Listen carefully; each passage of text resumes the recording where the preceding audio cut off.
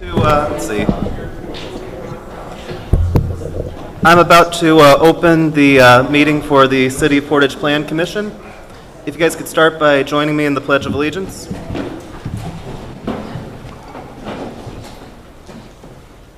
pledge allegiance to the flag of the United States of America and to the republic for which it stands, one nation, under God, indivisible, with liberty and justice for all.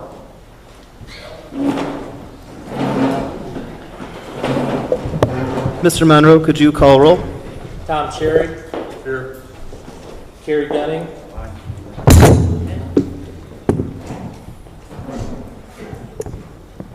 Mike Hill. Gina Geis-Hurst. Here. Charles Thompson. Here. Luke Weinman. Here. Kevin Witherspoon. Here. Denise Little. Austin Bonta. Here. Thank you. Did everyone have a chance to look at the minutes from the previous meeting? Would anyone like to motion to approve the minutes?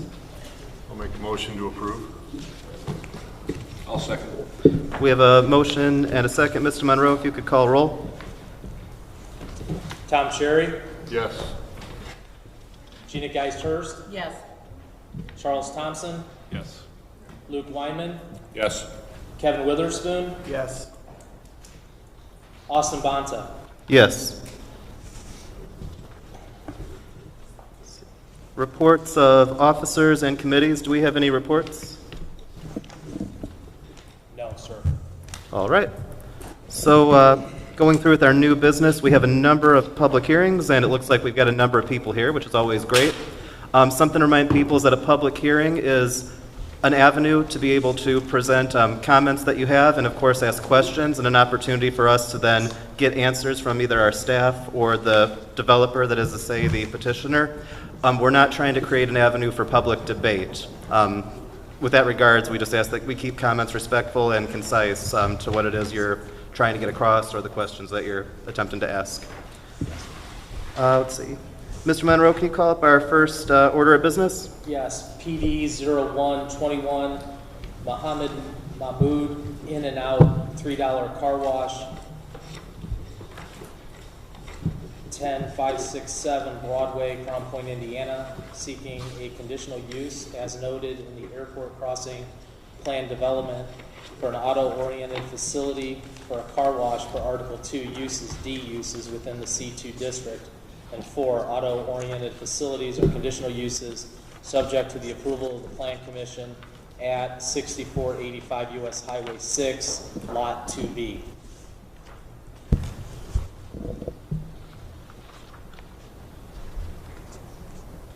Is the petitioner here to come up and speak, or someone on his behalf? Oh yes, go ahead. I'm Matt Rossman. I represent ICS. We're the general contractors. And Mohammed was not able to be here tonight, so I'll be speaking for him. Were you guys able to get the packages that we dropped off? Did everyone receive theirs? Did you have time to review it ahead of time, or did you just receive them? I know that I can only speak for myself, but I received it, I believe, in a timely manner. Okay. Would anybody else not agree? I received mine. Thank you. I think you're good. So we were looking to put a car wash there, obviously out in front of the Kohl's, and we believe we conform to a lot of the items needed. And this is a really initial review for us. We don't have full-blown design drawings yet, so a lot of these are conceptual to see what your guys' feedbacks and thoughts are. Thank you. I'm going to go and open the public hearing, but then I will call you back afterwards. Okay, thanks. So I'll now open the public hearing. Is there anyone here to speak for the petitioner? Is there anyone here to speak for the petitioner? Is there anyone here to speak for the petitioner? Is there anyone here to speak against the petitioner? Is there anyone here to speak against the petitioner? Is there anyone here to speak against the petitioner? All right. I will close the public hearing. And you may come back up and we'll see if we have any questions from the board.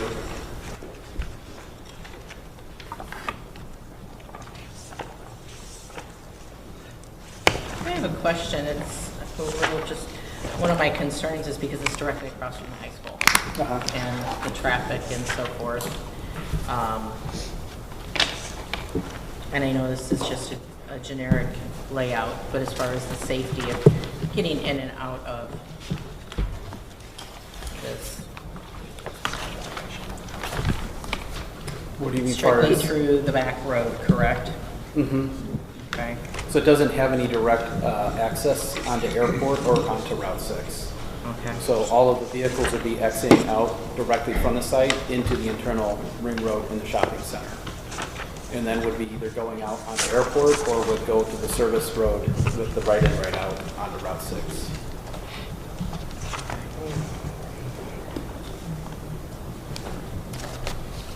Since you mentioned you have one in Crown Point was extremely successful, or is extremely successful. Was this the same company that had the one on Route 6 by 51 in Hobart? No, it is not. Different company? Yep, different company, different operator. Okay, thank you. Any other questions?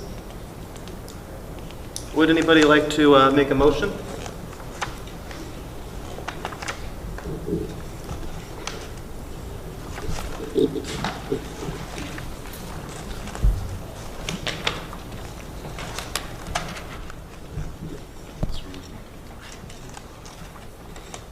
What's that?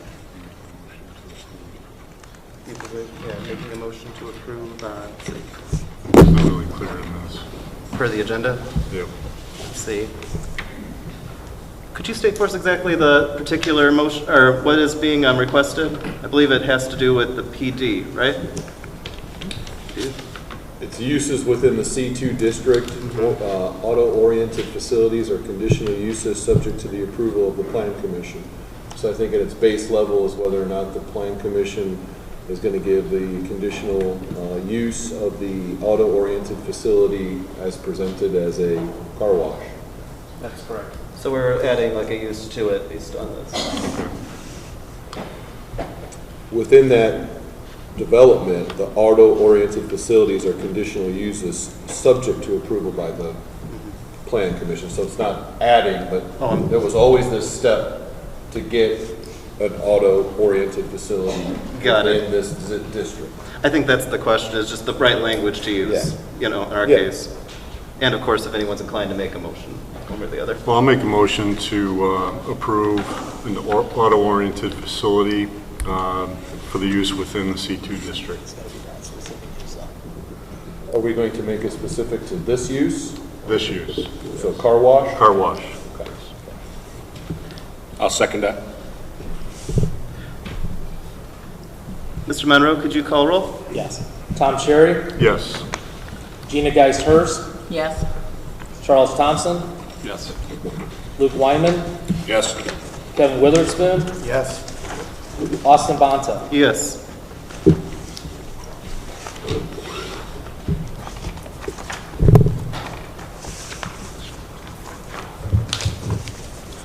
Congratulations. Thank you.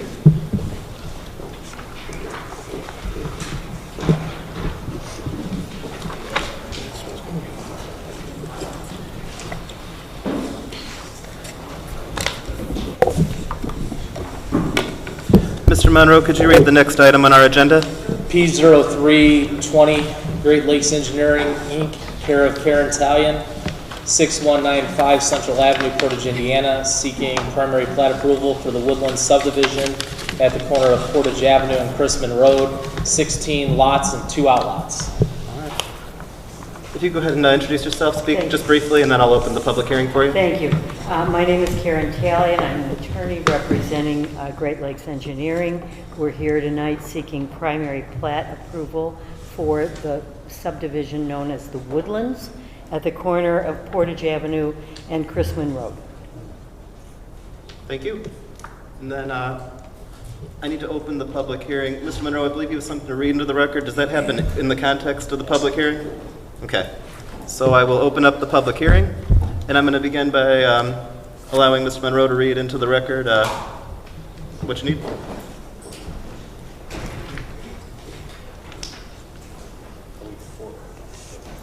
Oh, should I align that with the for and against? Sounds good. Is there anyone here to speak on behalf of the petitioner? I am. Okay. Thank you. Oh, you want to put that? Oh, it's up there. Well, you might bring it a little closer. I can barely see it. Thank you. Yeah, the entrance to the proposed subdivision is located on Portage Avenue This subdivision has a little bit of a history. In about 2005, 2006, part of this parcel, 10 acres, all of this, not including this corner, 10 acres had been previously submitted for subdivision approval, and it was approved. At that time, it did not include that 2-acre piece on the southwest, in the southwest corner. The subdivision was never built. The market tanked, the owner passed away, so it sat there. Previously, that 2-acre parcel was zoned commercial, but last fall it was approved for change by the Plan Commission and is now currently all zoned residential. So the developer was advised to first go through the zoning change. The plan is now to build that subdivision. It's 12 acres into a 16-lot subdivision called the Woodlands. It is a simple subdivision, one street in and out, and does not include a homeowners association. There are 16 lots. Most of them are over a half an acre. There are a couple that are smaller. The subdivision's bordered on the east and the north by single-family residential. There are 2 outlots. This is addressed in the staff report. Outlot B, which is here, is just kind of a remaining parcel that is going to be donated to this church. The owners have already talked to the church. They're willing to accept it. It is not a pond. It is just a flat piece of ground. If you walked over there today, you couldn't tell where the church parcel ended and where Outlot A. I'm sorry, Outlot B. This Outlot A is another small piece in between a building that's already here and a home. That is going to be reserved and maintained by the developer. This project has gone through numerous revisions and responses to staff comments. During the planning phase, all of the technical issues requested by the city have been revised on the construction plans. The utility engineer has reviewed and approved the utility plan. The developer is applying for the sanitary sewer permit to IDEM. The stormwater plan and the drainage plan have all been approved. Let's see, the project provides for drainage through easements at the rear yards. So the easements run down here. First of all, there's a 10-foot setback from the current property line for the people on Stormy. And then there is a drainage easement. It's not a ditch. It's a small swale, and it goes from about 1 feet deep back to somewhere in the area of 3 to 4 when it gets all the way to the back to the retention pond. This retention pond right here partially exists right now. It's being used to drain part of Chrisman. This will be enlarged and expanded to accommodate the subdivision. The placement of these drainage swales, so there's a lot. This shows, for example, one lot. It's 277 feet deep. The yards only go back about halfway, and back here, all along, the existing trees are going to be kept. So that should act as a good buffer to the residential areas along Stony. The proposed covenants are attached to this exhibit. They're simple and minimal. They basically just prevent structures from being placed in the easements and pick up a number of the requirements from the Portage City Code, prohibiting anything but residential use, some minimal parking restrictions, and trees, and no chickens, no whatever the Portage Code says. This subdivision is in line with the city's master plan, the 2009 zoning plan contemplates this entire area being used as low-density residential. The property adjacent is mostly residential. The parcel to the east is the Hope Lutheran Church, and the other property to the east is residential, and all of these new subdivision homes will back up to those. We also believe that the development of the woodlands would add value to this section of the city and help with the property tax base. And we're asking for approval of this primary plat and are happy to take any questions when it's time. I'm going to ask a couple other people as well, and then I'll call you back up.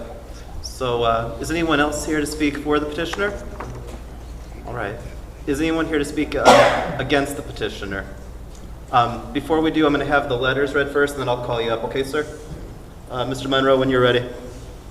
Yes, the first letter we received from Mr. Leslie Dobbing Sr., 2206 Stormy Street, Portage, Indiana 46368. This letter was received on June 1st of this year. Portage Engineering Department, I received a registered letter for a public hearing on June 7, 2021 for a primary plat approval, Woodland Subdivision, 16 lots and 2 outlots. Great Lakes Engineering, parcels number 64-05-12-215.000-016 and 0405-12-215-008.000-016, approximate 11.96 acres at the corner of Portage and Chrisman Road. Before vote on approval, concerns. Number one, water table. Ground elevation higher on Chrisman Road than Stormy Street. 2, if ground is disturbed by digging foundations, the water table can change and go to the lower ground, which is east by Stormy Street. 3, the residents on Stormy Street already have water problems when it rains. Some pumps run on and off consistently. I never had water problems until Crispin Cove was built. I had to put in a sump pump and drainage tile and my crawl sprays to get rid of excess water. Number 4, my understanding is that the water table fluctuates from 2 to 6 feet. Number 5, water reclamation and sewers. Can they handle the flow without disturbing Stormy Street residents? Stormy Street has had many problems, including sewers backing up into homes and in the church on Portage Avenue. Number 6, traffic in and out. Is it going to cause a safety problem? There is already a lot of driveways and roadways from Hamstrom to Crispin Road. Number 7, are they going to save at least 60 feet of trees behind the properties on the west side of Stormy Street before they build the new foundations for the new homes? Number 8, the 2008 plans showed where the homes would be built on the property. Number 9, no retention ponds behind my house. The stagnant water would draw mosquitoes and other insects. Will any retention pond, plural ponds, that are necessary be fenced in for safety, and will they be maintained? Number 10, who will be responsible for fixing and maintaining any water problems that arise? Will sewer problems and any possible damage to our homes and property be taken care of by the builder of these homes? And again, this letter was submitted by Leslie Dobbing Sr. I have another letter that was supposed to be submitted. There are other letters are about to be read, sir. It's an addition to my letter. Oh. Amendment to my letter. Can you go with that for a moment? There's a lot of pages here. Sorry. So I have 4 to read. This is the one he just I'd like to adopt this one. Well, you go. He's going to read what he has, and then when you come up to speak, sir, we can address your concern, okay?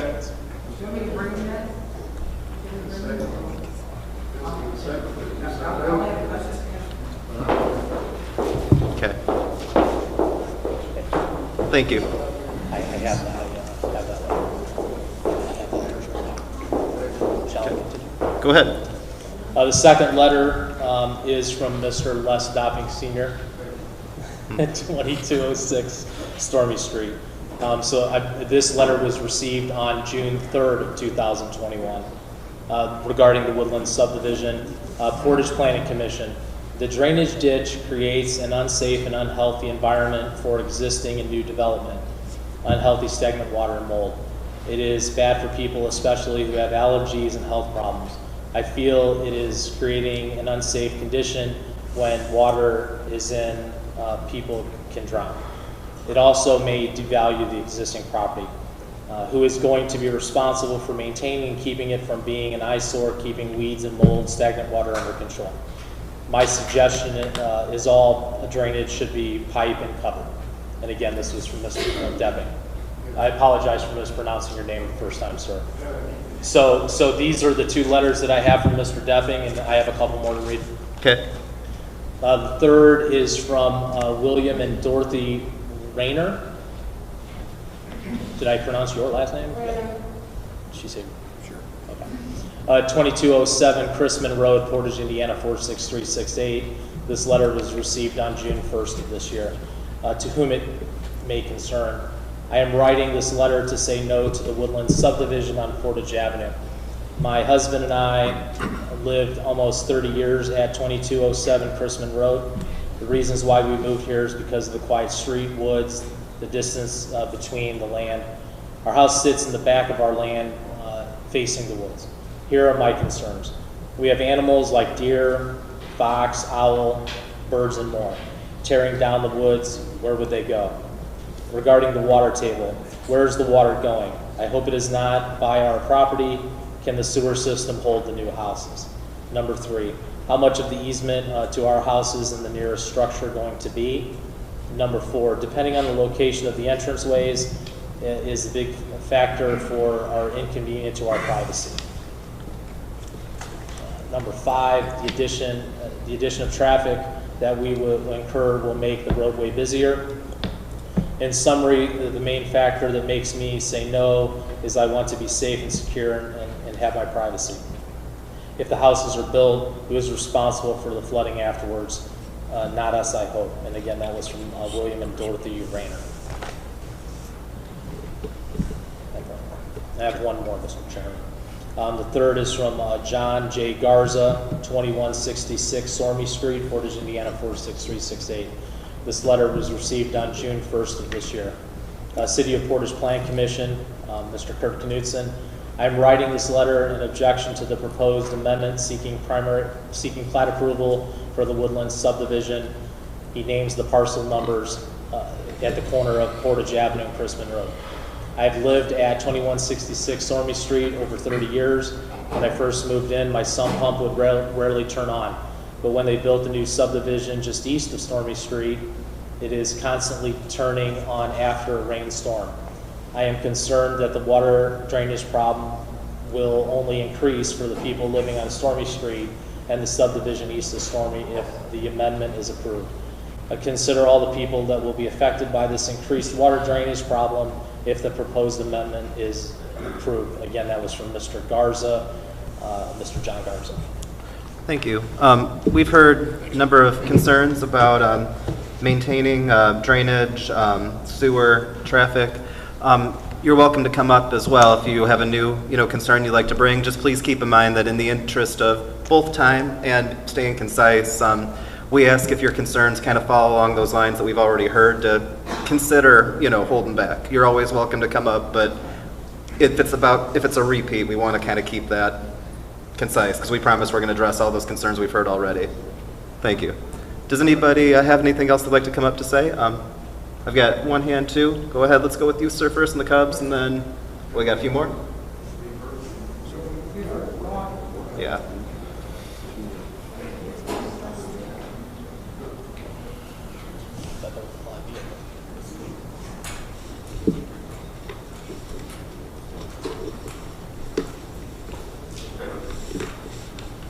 Hello, my name's Les Debbing Sr. I live in Stormy Street for around 40 years, and I've never had any water problems until now. And that's when they built Christmas Cove. And when Christmas Cove was built, the water table evidently must have come up, and it's come from Christmas all the way down because it's higher, the water table's higher than it is where I'm in Stormy Street. I had to put pipes in there, I had to put sump pumps in there and everything, and that thing pumping like crazy. Now, the water table, I understand, is 2 to 6 feet, which they say here. And the houses and the foundations they're going to put in, you have to put at least a 5-foot foundation down there. So if that water table comes up, they're going to get flooded. And where's the water going to go to me? I'm going to get flooded. and that drainage area, whatever, is gonna flood. And you know, it's not feasible to me to do that, you know, to have that. And as far as, like I said, the traffic and everything, we already said that. There's a lot of traffic there. And Stormy Street, since they built that Pine Estates or whatever behind us, Christmas Cove, whatever it is, we ain't had nothing but traffic, a lot of traffic. And so you have to understand Hampton Road, and you got 2 driveways there, then you got Stormy Street, then you got Walnut Street across, then you have 2 outlets to the church, you have outlet directly across where they want to put this in and out at. You know, there's 2 residents there. They didn't get letters, but last time they did. But I don't think they appreciate all that traffic coming in and out of there too. And you're only about 60 feet from another stop sign. So I believe it could cause some safety issues. We will definitely bring that up when we close the public hearing. Thank you, sir. There's, you know, and there's some other things too. I just want to stick with the drainage on that.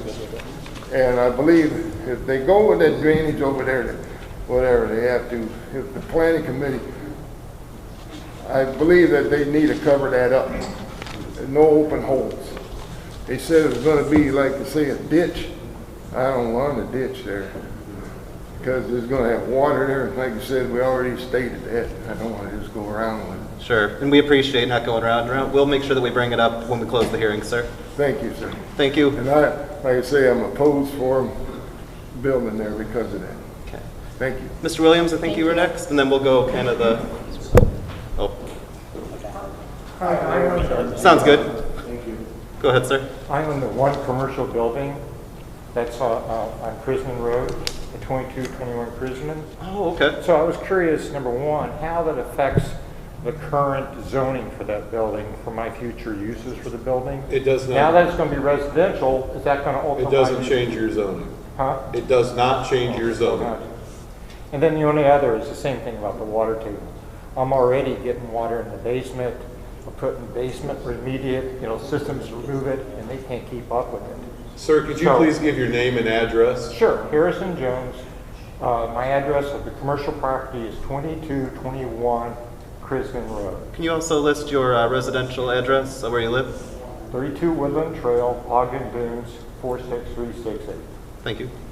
And my other great concern. And then also sign in if you haven't. I'm sorry, but that's just part of it. We have statutory requirements we got to get through, and your name and address and sign in is part of it. On this right here? Yep. Yes, sir. Thank you. So I don't make these people wait. I'll fill that in after I ask my questions. My concern is like everybody else is about the water. You add more pavement for the cul-de-sac. You add the square footage of all the homes, potential driveways to those homes. There's less sand, because basically it's sand, less sand to soak up the water. And what will happen when you have a lot of people that are underwater? What is our legal recourse going to be? I mean, we'll have to talk to Karen or somebody else. So, I mean, that's something to keep in your mind, that you may want to slow this thing down and think out the ramifications, because there's a lot of angry people, and they may get together and take action. We are going to definitely bring those concerns up after we close the public hearing. Okay. So thank you, sir, and thank you for signing in. Yep. And then I saw one more hand, Mr. Williams, or Councilman Williams, I should say. Yeah, I'll take it. I'll make sure I sign it. Thank you. It's a little odd for me to be on this side of the tables, but I am Councilperson Scott Williams. I represent the 3rd District, in which many of the residents, all the residents, in fact, live on Stormy Avenue. They approached me and asked me to address some of their concerns, and I'm going to be very succinct and narrow it down to the drainage aspect of this project. I think generally they're not opposed to the development, growth. It's good for the tax base. There's no doubt about that. But in my opinion, and many of the residents along Stormy, is how this property, this new development, will be drained. whether you call it a swale, whether you call it a ditch. I think this group has a perfect opportunity to do it right. And to do it right means to pipe it. They got to dig it out anyway for the swale or the ditch, have the developer pipe it and drain it to the pond that exists on the north end. This way there's no open water, there's no unhealthy conditions, there's no unsightly conditions. I ask you to put yourself in the shoes of these residents that live on Stormy. What would you want? And again, this group has a perfect opportunity to amend this plat and require the developer to pipe it properly and drain it properly. Thank you very much. Thank you, sir. Thank you. And then if you can make sure you sign in. Thank you. Yeah, I'm doing it right now. Is there anyone else here to speak against the petitioner? With that, I will close the public hearing. I'd like to ask our attorney, Mr. McClure, something if that's all right. I believe we have... yeah, we're going to have you respond, absolutely. Just if I could say, I believe Luke is here. Would it be appropriate to call him up first, or should we wait until that comes up amongst the questions of our board? AJ has letters to read, but I think we should let the council finish the rebuttal, and then we can go to the staff reports on the drainage and get those read in. That sounds great. Thank you. You're welcome. All right, please come back up. Oh, I'm sorry, sir. We closed it. Oh, we're signing. Oh, I'm sorry. Thank you. And thank you for coming back then. Thank you.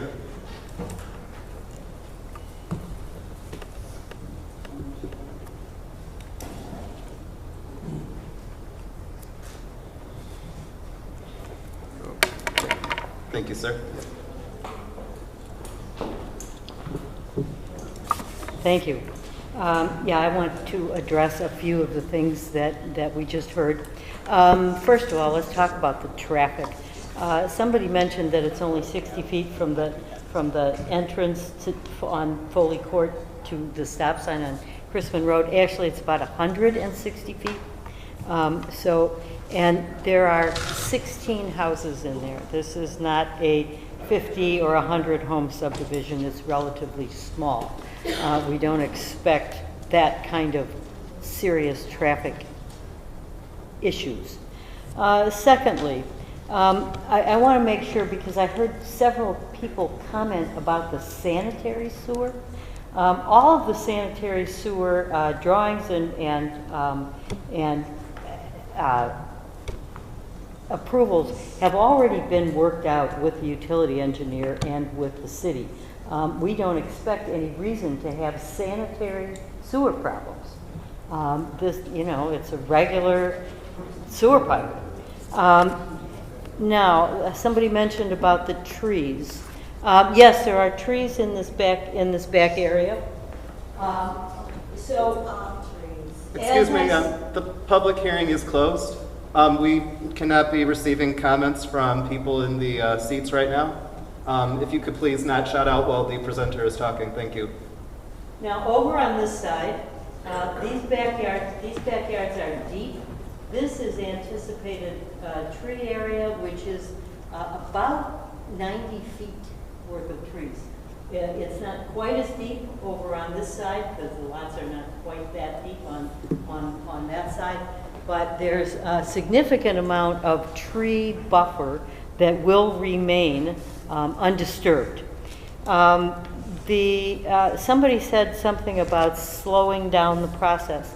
Let me just tell you that we've been working on this for over a year and have gone through numerous revisions talking about a lot about drainage, but about a lot of other things. We came to the Plan Commission last fall to do the rezone on that 2-acre parcel. So this is not something that's just been jammed through. This has actually gone through, as AJ and Kurt know, many iterations of revisions to get it to the point where it's right. And finally, let me talk about the stormwater. As we said, this is not a ditch. We do not expect standing water. This is a swale for drainage, so that we've got one area where it's high and then moves back to the north where, you know, where it will go into this retention ditch or retention pond. That pond has already been in long-standing use by the city to drain Chrisman Road. It's going to be expanded and basically rebuilt to accommodate this subdivision. So, you know, we think that we've heard a lot of these questions as we went through the plan process with the city. And we think that these issues have been addressed. So whenever you want questions. Yeah. Are there any questions right away from the board for Mrs. Talion? And I'm sorry, did I say your name correctly? Talion, yes. Okay. Yeah, go ahead. Ladies first. Always. Was this approach to you about putting piping in instead of doing the swale? We And why? actually went through several versions of this. So at one time we thought about piping. It's pretty cost prohibitive to do that. It's also, you know, as we try to move towards planning for green and laying less infrastructure and laying less hard structure, this seemed like a totally feasible green plan. Now, at one point, right now the drainage is here. At one point, we had drawn this so that the trees were here and the drainage swale was in the backyard, but the city asked us to flip that around. What is the difference in the size that it is now compared to what you said? There's drainage now already back there, yes or no? I don't know the answer. Oh, I'm to that. sorry. I need my engineering backup. Good. We're in.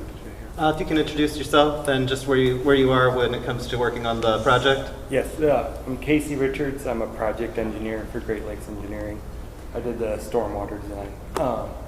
So what Karen's talking about is we had the ditches in the middle of the backyards, not next to the property lines.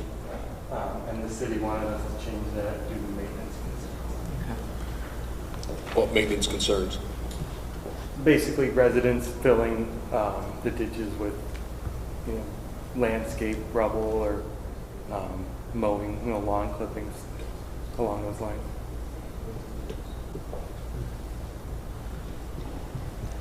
Did that answer your question, Gina? Okay. I have a question on sump pumps for the residents for these new properties. Where are they going to pump to? The sump pumps, what I'm talking about is for stormwater. In other words, when you have field tile around your house, interior, exterior, whatever everybody decides to design, where do they pump to? For the new development, Yes. it would go into these drainage swales. So would that be piping? Is that piping?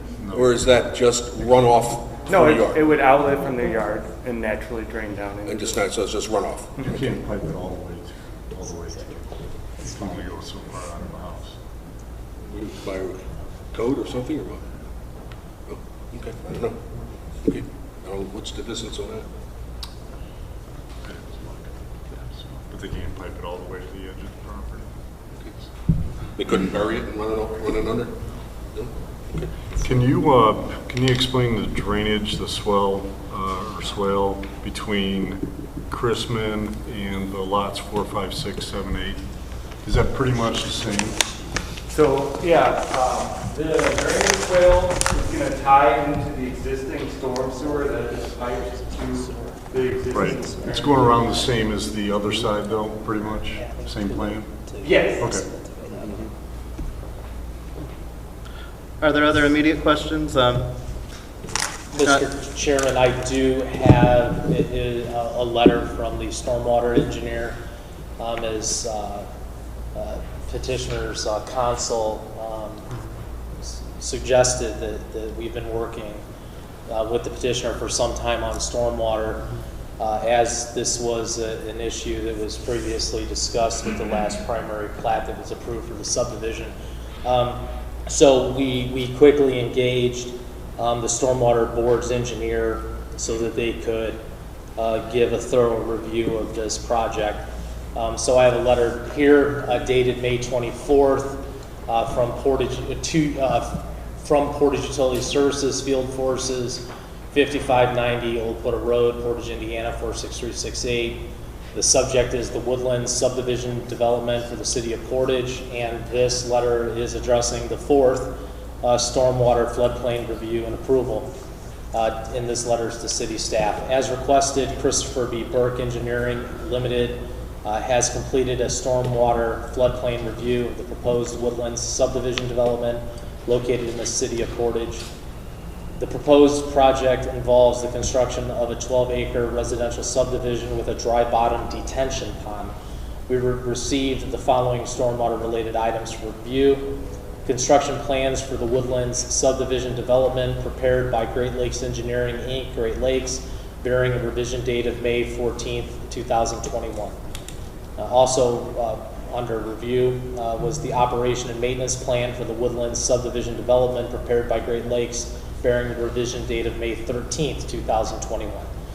Christopher Burke has reviewed the above information with respect to the city code, the city drainage and stormwater management ordinance technical guide, and standard engineering methods. Based on this review, all of our previous comments during the previous iterations have been addressed, and we recommend approval of the proposed project. And if you have any questions or need further assistance, please do not hesitate to contact Luke Sherry. And the letter is written by Luke Sherry. And as you mentioned, Mr. Chairman, Luke is in attendance with us this evening if you have any additional questions that the letter doesn't specifically address. Does anyone have any questions for Luke or that you'd like to address?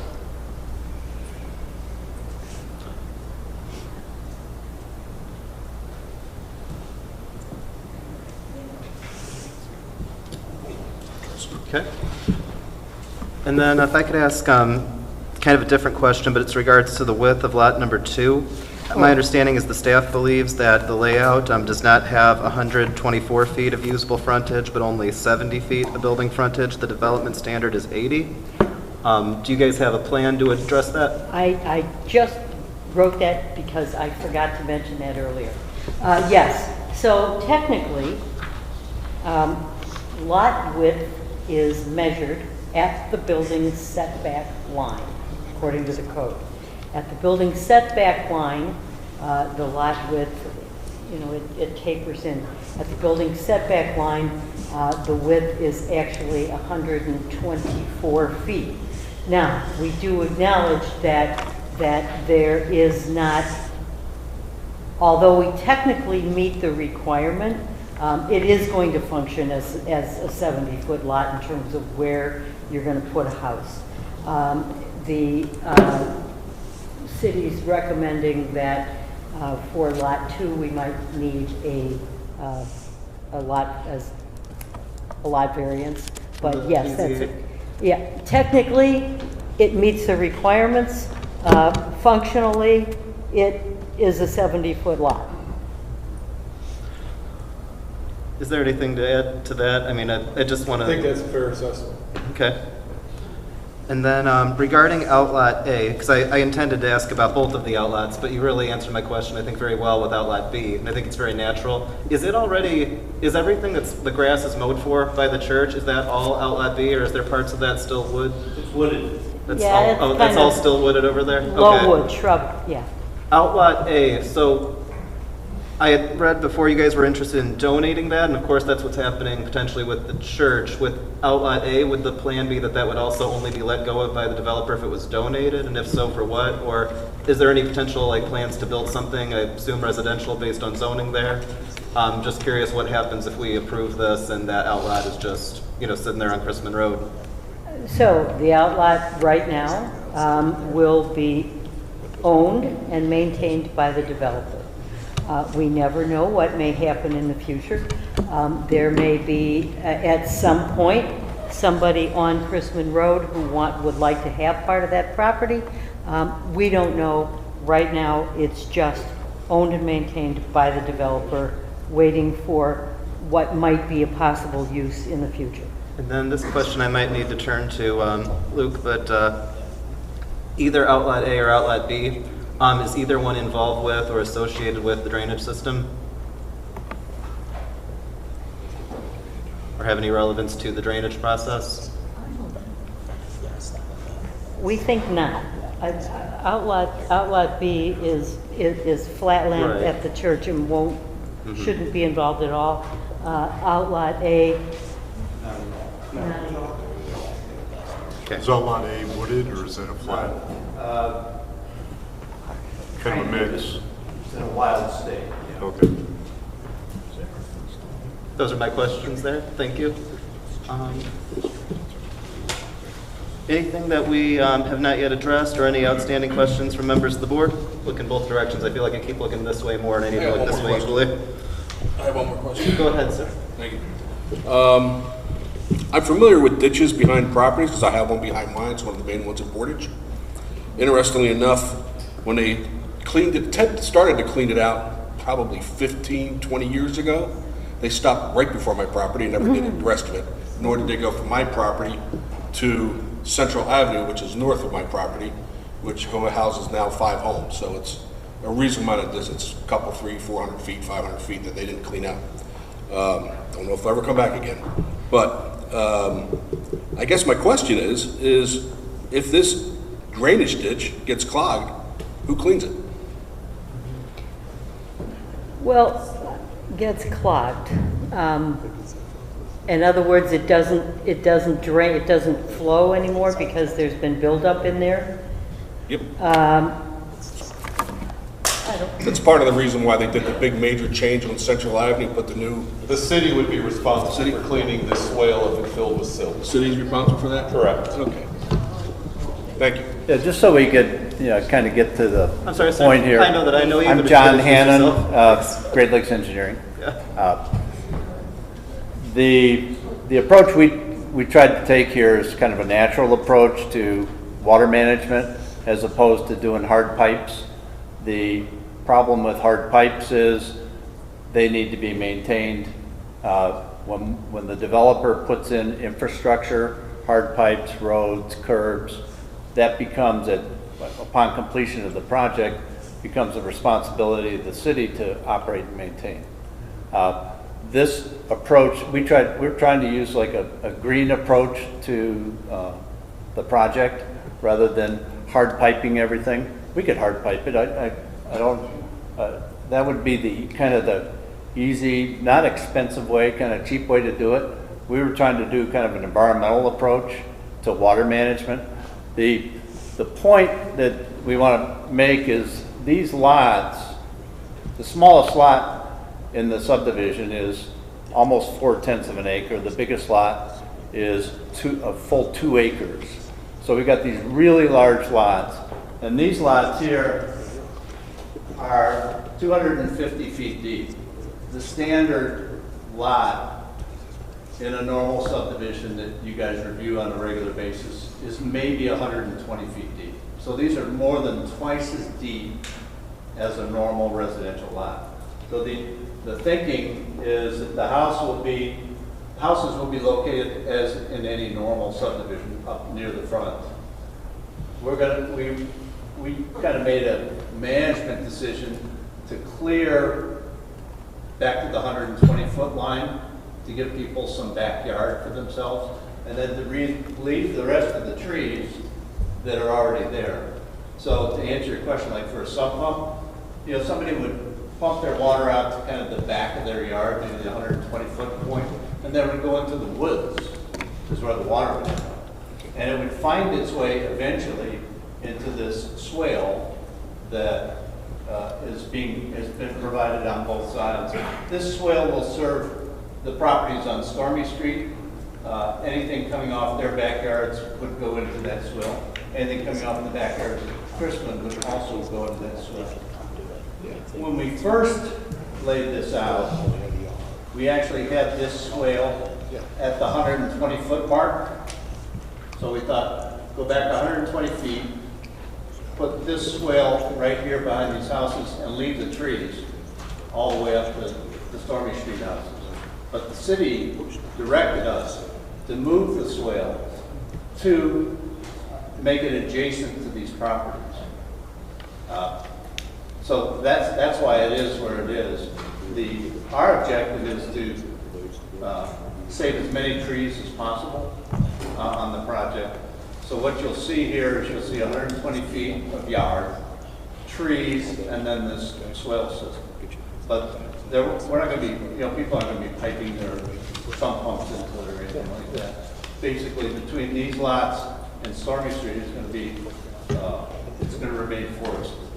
Same thing pretty much on Christmas. You get back here where it's a little tight. So I just wanted to make that clear. There is an option to just put a storm sewer in and pipe it to the retention basin, but frankly, we think this is a better plan. We think it's a better plan environmentally. We think it's a better plan for the utility in terms of cost to maintain, because the utility will maintain the storm sewer system, just as they would maintain the drainage system, just as they would any storm sewer in the city of Portland. This is not a ditch. This is the easement here is 45 feet wide, 10 feet of flat, and then the swale in the middle. It's very, very wide relative to anything that you might be thinking about in terms of backyard drainage or things like that, where we're trying to get stuff done in 12 feet or 15 feet. The property's tapered towards that ditch? This property tapers this way, and these properties are high relative to the swale.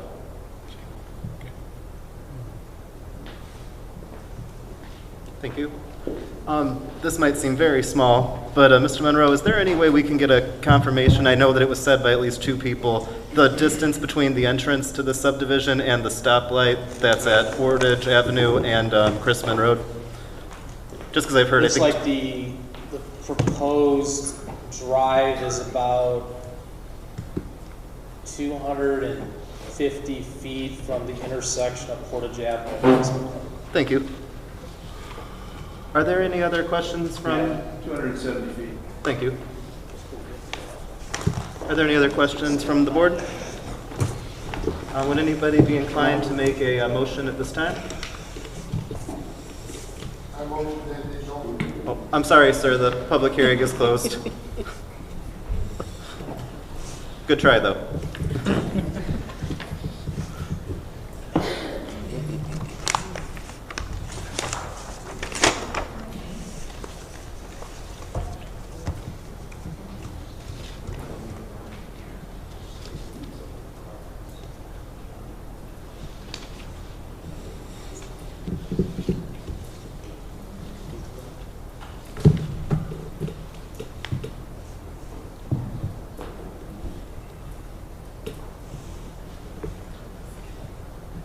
I have a question. That's perfectly fine. Go ahead.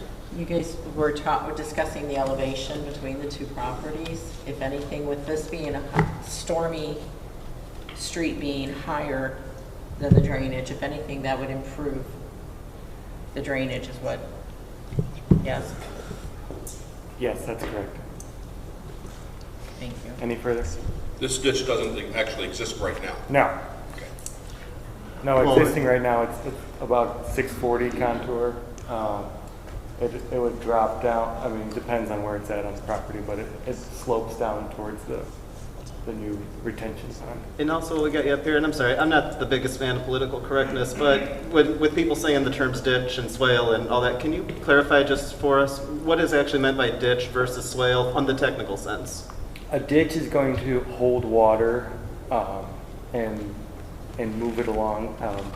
Yeah, a swale is kind of more, it's planted in wetland type species. Would you say like holding versus directing? So like increasing a flow towards a direction, or am I overthinking it? Yes, no. Well, the intent of this is not to retain any No, water. no water Right. is to be retained, and frankly, only during a 100-year storm, Right. you're gonna see water in this ditch. And in or the case in that swale. it does start to pool somewhere, then the city will handle that. Correct. Yeah. Okay. Thank you. Question for the city. This pond already exists, correct? This retention pond? Have we had any history? Some of it has been constructed as part of the Chrisman Road project. The proposed Woodland subdivision would expand that pond across the entirety of the north end. Mr. Hannon can point it out. Has there been any problems with the existing pond overflowing or No being full? no problems been reported to us by the Stormwater Board. Okay, cool. The existing pond is about this big. Ah, okay. The intent is to build a pond about 3 or 4 times larger than the existing one. The city's requirement for this project was that this area could experience the 500-year storm, not the 100-year storm that you hear about, the 500-year storm before anything would get close to a house. So it's way over designed compared to like even the city code or the standards. Gotcha. All right, thanks, John.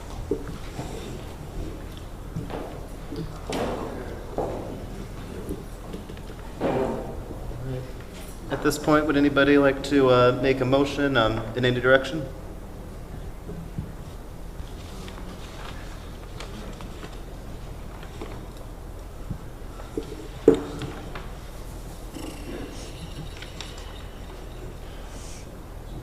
More questions? That's perfectly fine too. There's no rush from me. I just want to make sure that I'm checking as we go. I don't want to be the guy that kept us here, an hour longer than we need. Yeah.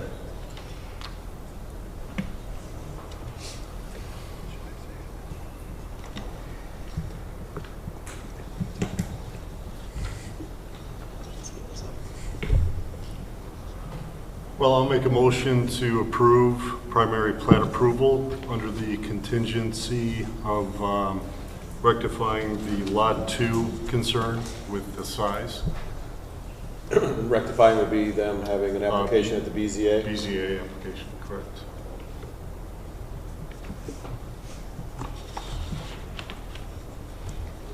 Is there a second for that motion?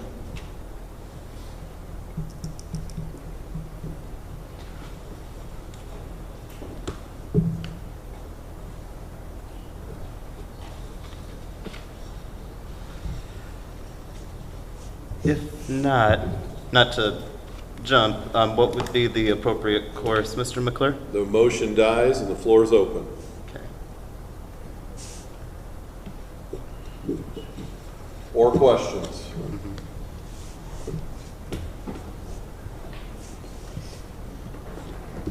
How much larger did you say the retaining pond will be compared to what it is now? Yeah, as far as area goes, it's about 3 times the size, and then storage-wise, it's about 4 times the size. When you said that there was an environmental probe compared to the pipe that had been requested, can you elaborate perhaps maybe just a little bit more about how big of an impact it makes, a pipe versus what's being proposed with the swale? In terms of the environmental impact, in particular, what benefits does it create compared to, say, the cons that a pipe brings? Okay, so I think now is a good time to jump in and say this. So the biggest problem we're having tonight is that we have drainage concerns. We may or may not be happy with the swale, we may want a ditch, or there may be differing opinions.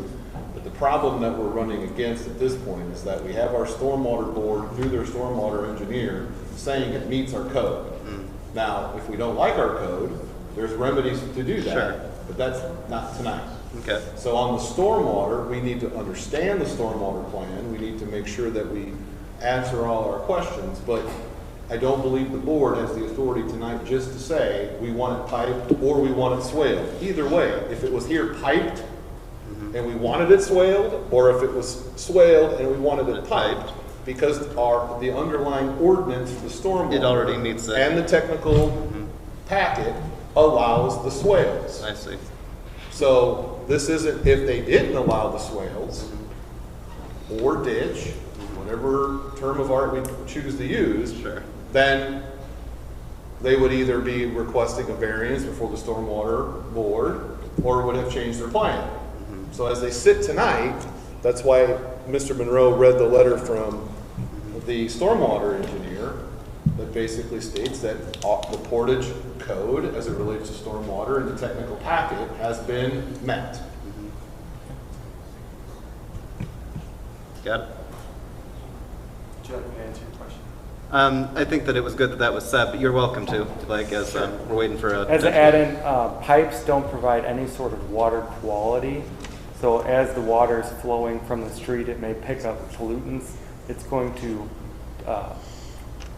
they'll be in suspension. They will suspend out into the ditch, and so that the pond has better water quality when it gets there. Less pollutants, less organics. Thank you. Mr. McClure, as you noted, this is already up to standard. Well, just to be clear, Yeah. on the sanitary side, the Right. sanitary board has issued a letter. They have the sanitary board's had an opportunity to review the plan. That board has signed off. Stormwater's had this plan, stormwater engineer and the board's had an opportunity. They've issued a letter. That portion, another board has already determined meets our code. Okay? So As far as what outstanding things we can really address, it seems like it would be the issue with the outlots, which it sounds like we Right. can make a decision on whether we want a contingency or if we want to trust them on that. And then also the outstanding question when it comes to lot number 2, which I know that in your motion you had that addressed. So do we currently have a dead motion that would need to be reproposed? Or Correct. is it somebody would have to repropose it and we would need another second for that Correct. to take place? Versus, yeah, what other options might have, so. Before we do a remotion, I guess, I'll tell you my reluctance. I don't know if this is right or wrong, but I'm going to do it anyway. My reluctance into second, say the motion, okay, is because I have real concern for the people on Stormy Road, okay? And trying to figure out, and I appreciate the input from our attorney and everybody because it helps. I am fully aware of water in the basement. I spent over $10,000 fixing my problems, okay, over the years, okay? Touch wood, thank God, I haven't had a problem since we've done that, all right? And my reluctance has been because I'm really concerned about you guys and where you're at. But as I listen to the engineers, I listen to our city, and quite honestly, I trust my city more than the engineers that are developing the project because they have a vested interest in the other way. Okay. At this point in time, I'd have to lean with approving it because it seems like from everything we're learning, and this is a learning thing for me also, is we've met all the requirements and what they're putting in will not affect Stormy because Stormy is at a higher level. I sympathize with the problem that you're having with Crispin Cove, and I don't know how to fix for that, but we're not addressing that here. I do see, it sounds to me from what we're learning is that Stormy Street is above this area, okay? They have a swale to pull the drainage. It'll help both sides, if anything, because there's nothing to stop from going from either side.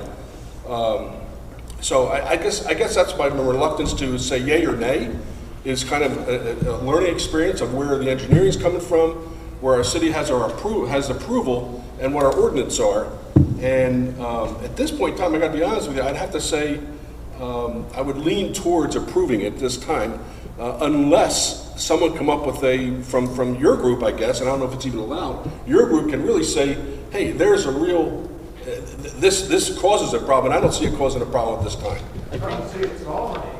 It's not designed to solve anything. So to kind of go with what you're saying, and I'm sorry. All right, hold on. Yeah, hold If on. we're going to open the public Yeah, comment I was back gonna up, let's say- do it in an orderly fashion. I was going to say, we're not in public comment right now, and I'm going to bring Mrs. Talley back up. I know you wanted to speak, but if I could kind of go with what you're saying there, Luke. not to pass any bucks, but to my knowledge, no one on this board was here when whatever happened with Chrisman Cove happened. And I think what you're saying is, though it's unfortunate, or if there's a situation there, it's not building on to that from what we can tell and what from the city has concluded. That's correct. Thank you.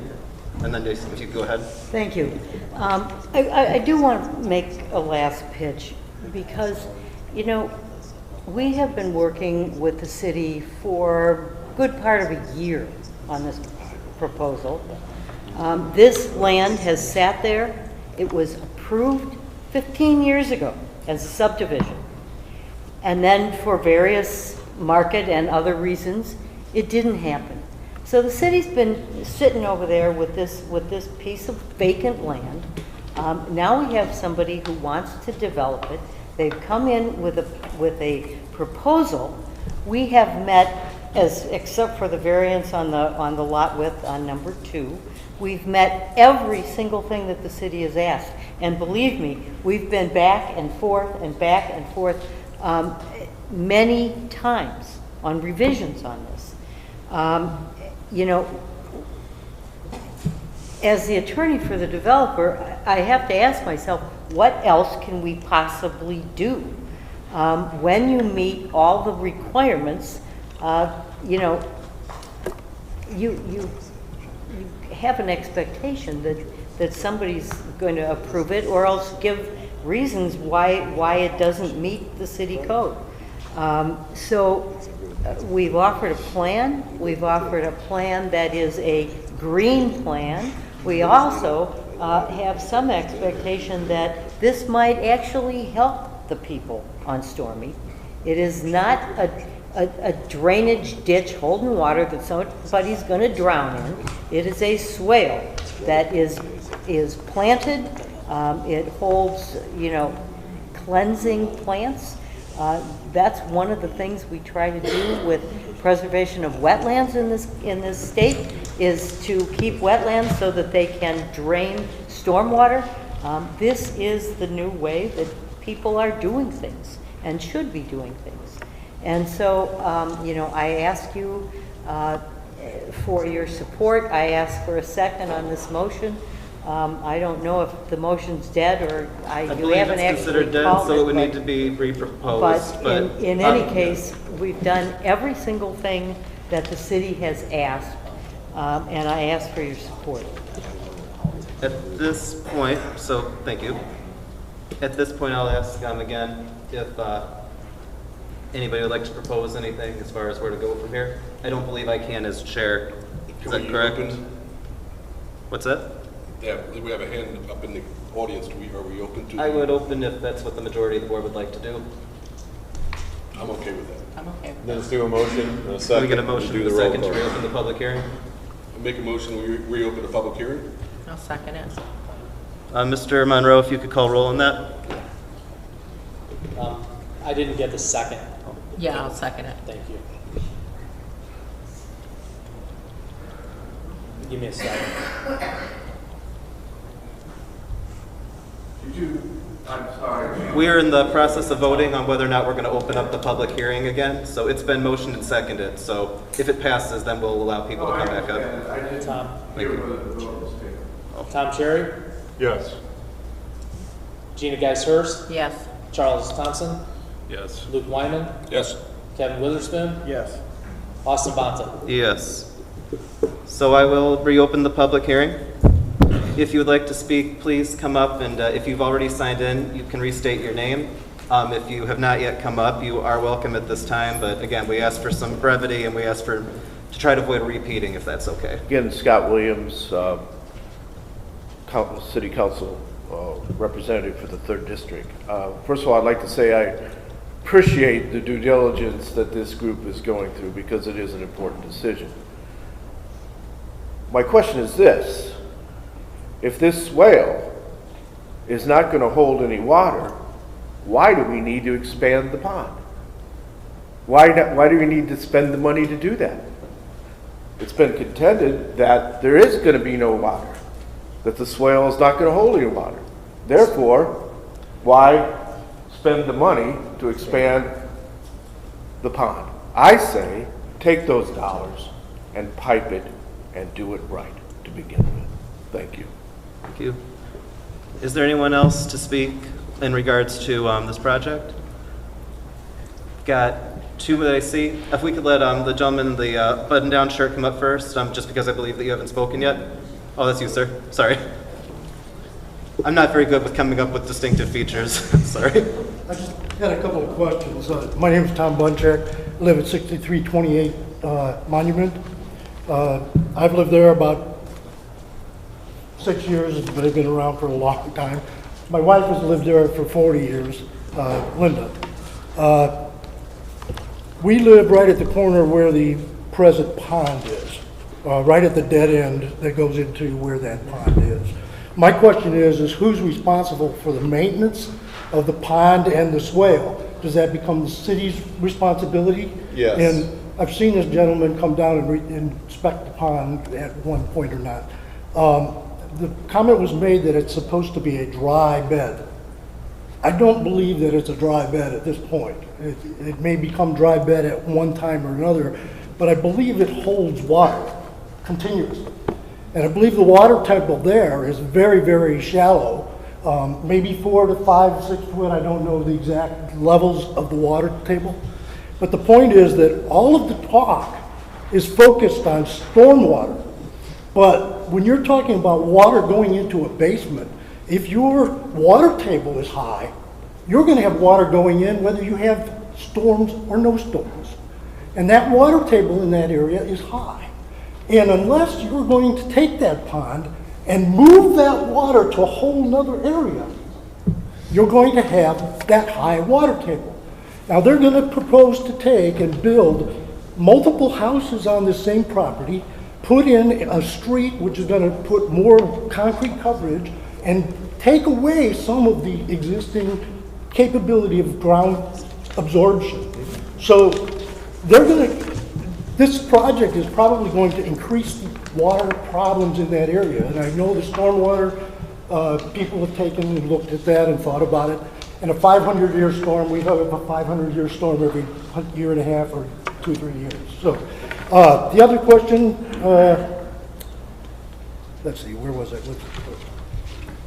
I guess I lost my train of thought, so I'll just end it there. Thank you very much for coming up, sir. We've taken notes, so we'll bring it back when the... Okay, yeah, I did have one other thing that I wanted to comment on, but yeah, I've lost the train. Oh, the thing was, you've moved the swale. The city has asked them to relocate the swale. The swale was located at the property level, the lines, back property lines of the new properties. Now they've moved it adjacent to the older properties. So now they've opened up a whole new area there where you're going to have to clear more trees behind the old properties. And why do that? Why not put it up against the new properties and have those people take on that concern rather than put it by the old properties? I just don't understand why they moved it there. The other thing is being down where the retention pond is, of course, all that water is going to come down that way. And that pond needs to be maintained better than it is today. There's no mowing going on that we see. If there's mowing going on, it's being done by neighbors that are going back there and mowing by themselves. There's people from Crisbin Street that came to the house asking about the subdivision. He's mowing back there on the original easement that went through to put in the pond. Thank you, sir. Was there another hand? I saw at least one, but again, I ask if anybody is coming up to please not be repetitive when it comes to points we've already made. Yes, sir.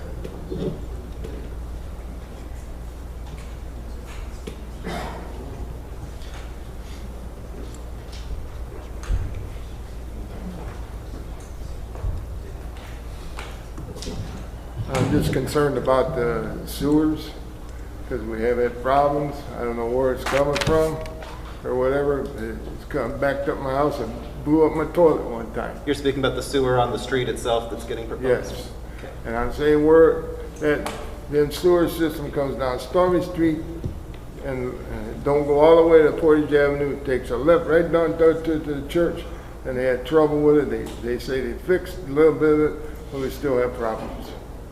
Thank you, sir. We'll bring that up, okay? Yes. Thanks. All right. At this point, is there anyone that would still like to come up? With that, I will close the public hearing. And Mrs. Talley, if you could come back up, and then I believe that some members on the board will still have some questions. And let's see if we can get this Thank you. worked out.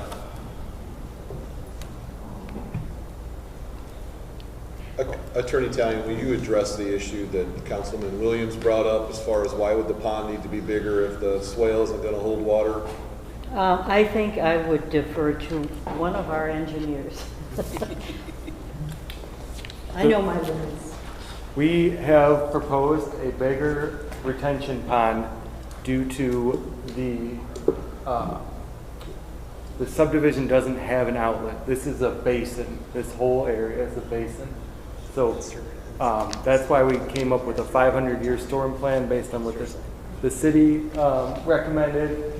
So we have a bigger basin because of a 500-year storm event, not anything to do with water in the swale.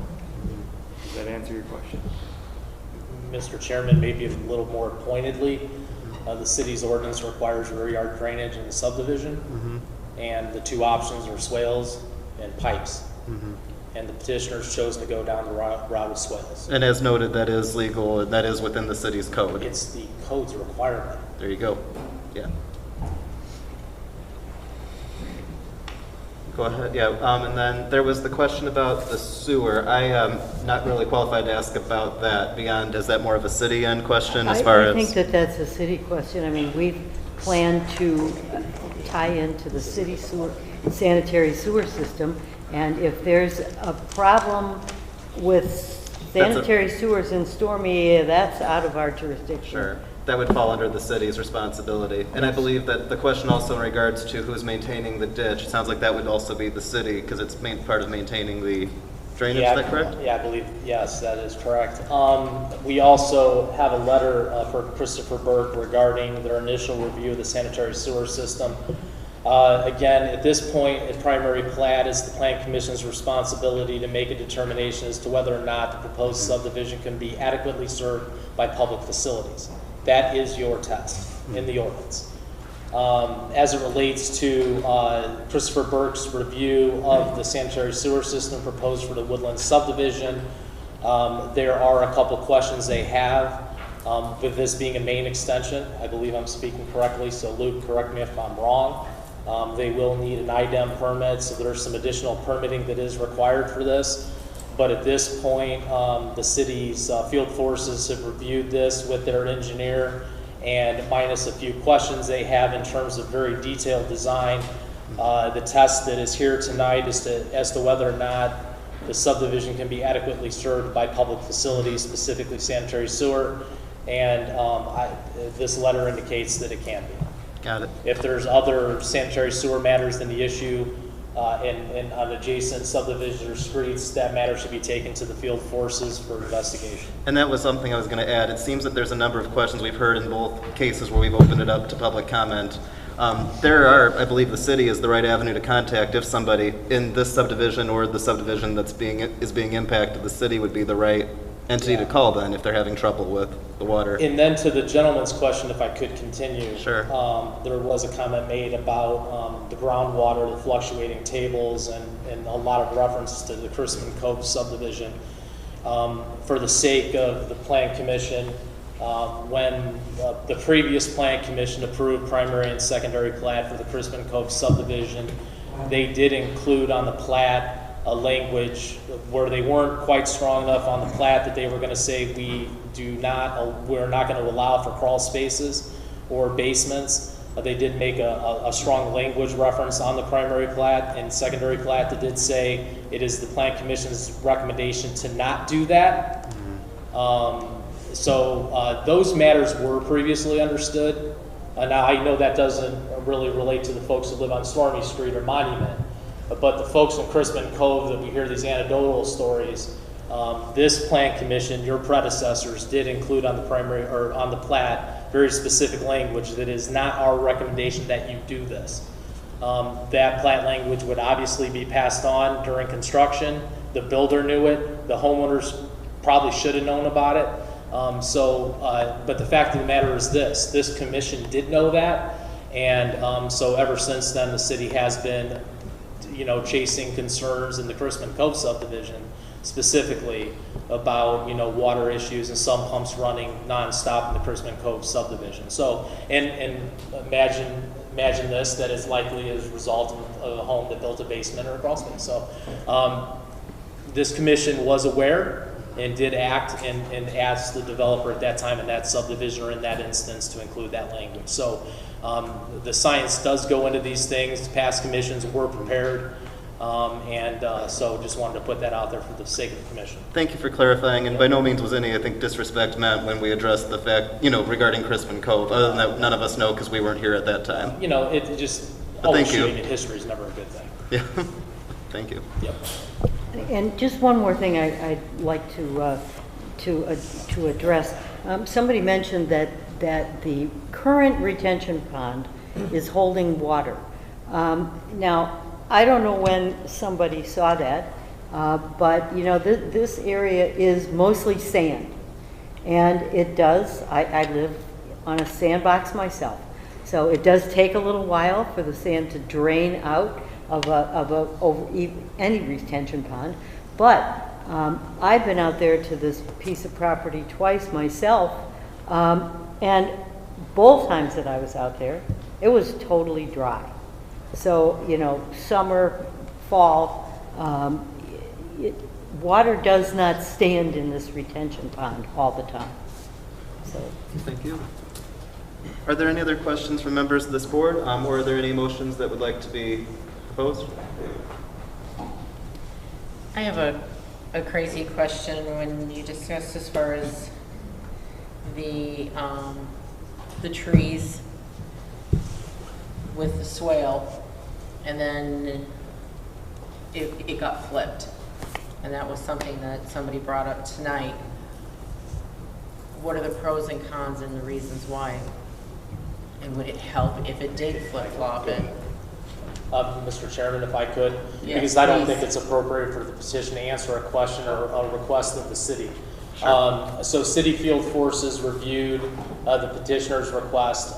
Is Mr. Hannon and the gentleman who spoke at the second public hearing, they were both correct. A previous iteration of the stormwater design included the swales closer to the new street. So tucked in off the east and west property line. So as we've hopefully made it very clear that when the facilities are built, it's the city's responsibility. Those are the things that they're incurring. By having the swale center lot, there's a lot of concerns with the ongoing maintenance responsibility that then would be given to the city of Portage. The forever responsibility. So we have a lot of past experience, and speaking on behalf of Field Forces, that people will recognize, especially maybe not the first end or the second, it's the third lot usually, where they'll see this really white swale and decide, okay, that's where I'm going to build my fence, that's where I'm going to fill in the swale, and that's where I'm going to build a shed. And then it's the forever responsibility. How do I go deal with that? Because upland, those two homes flood. And so it comes down to the practical experience of the field forces that say simply, rear yard drainage should be at the rear end of the lot. And any of this stuff that kind of slides center, while it preserves the trees and things like that, they're identifying a maintenance issue. As you get to the north end of that swale, let's say they want to use the back end of their property for a shed. I've seen people fill it, build a little ramp for their tractor, put a fire pit out there, a ton of things. And these are all the experiences that the men and women who work in field forces mentioned during the review. So again, in fairness to the petitioner, that was a request of the city to move it to the rear for a better understanding of the forever maintenance responsibilities that they will have. And it's a lot easier to get to the back end of somebody's property than 25 feet from their house. So question then with that would actually improve stormy streets drainage, if so, it would be, Possibly. yes. Yeah, I would agree with Actually, Mr. Wyman that it's more of a possibly thing. I don't know the whole topography of that entire area, where sumps might be outletting. I don't know enough about the built environment on Stormy to say that it would definitely. No. It doesn't affect Stormy. What they're doing here doesn't really affect Stormy. Okay, that's good to know.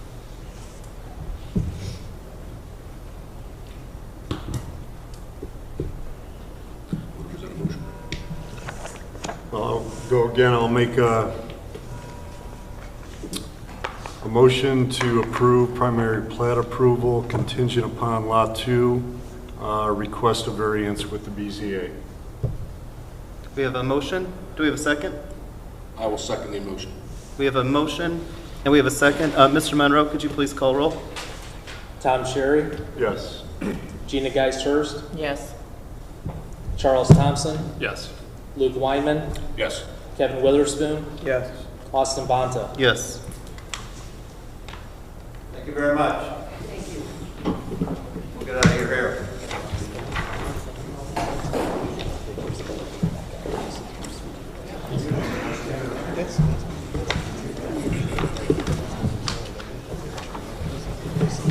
Watch the ones hold this down.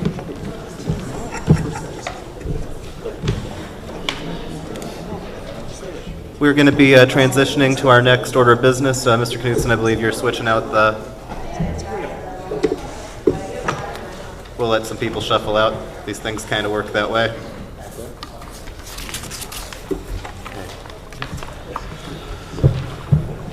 Mr. Monroe, thank you for your patience, and could you please read the next order of business? PD 0120, Marina Shores at Dune Harbor, care of Turinga Engineering, 907 Ridge Road, Munster, Indiana, seeking approval of Marina Shores at Dune Harbor Phase 2, final development plan for 67 lots and 8 outlots.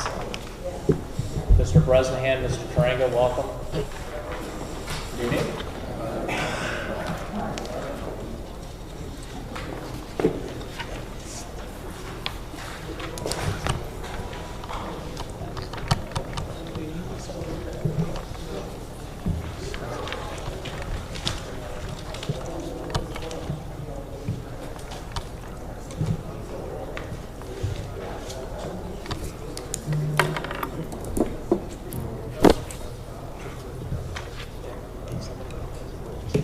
Good evening, my name is Don Toringa. I'm with Toringa Engineering, 907 Ridge Road, Munster, Indiana. I also have with me Dave Bresnahan, who is a principal with Marina Shores at Dune Harbor LLC and Capital 6 Marina LLC, owners and developers of this property. Toringa Engineering was the original developer, and I was the original engineer who designed Marina Shores for Brandt Construction back in 2006. At that time, Marina Shores was intended to be what is currently there, and also this lot. However, Mr. Brandt didn't want to overextend himself, so he platted, or we platted, this area as Lot 85 of Marina Shores. So in effect, what we're doing here today is we are replatting Lot 85 as it was originally platted, a little over 17 and a half acres.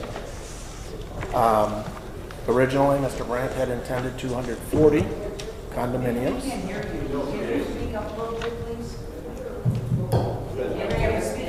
Oh, excuse me, yeah, sorry. If you could try, but actually, is there a technical end that maybe could be addressed? It might not be. Z, do we need to turn that up, or? Yeah, we also have some people talking. I'll take care of that. Thank you. Yep. We'll just give you a minute. That's not your fault, sir. No problem. Sometimes you gotta be within a couple inches of the mic to get to able to hear you. I'll speak For the louder. pickup. Exactly. And I apologize. I could hear you, so I didn't know that was. Yeah, an I issue didn't in the know back. either. Yeah.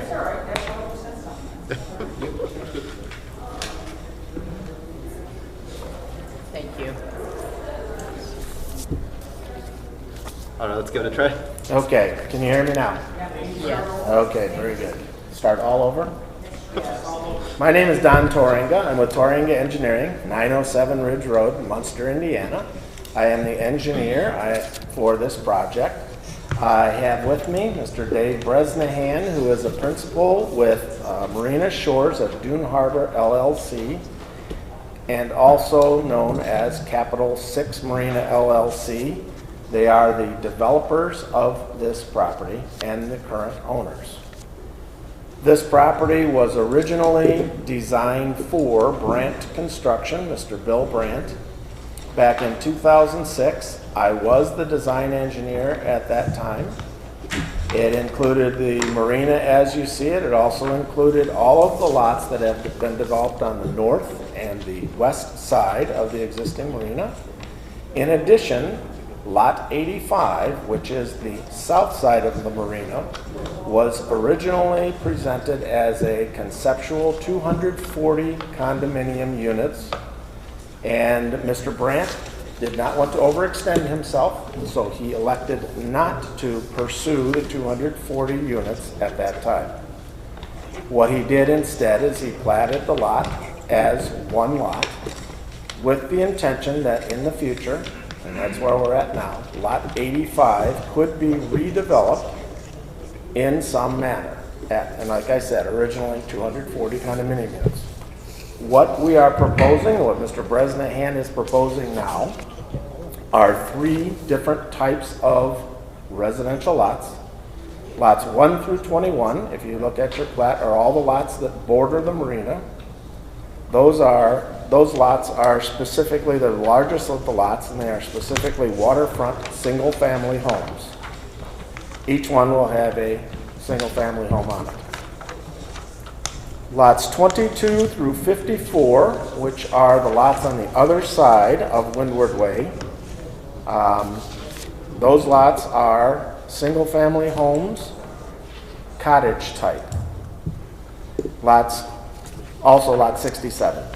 Lots 55 through 66, which are the lots that are furthest away from the marina on the very south side of Marina Drive.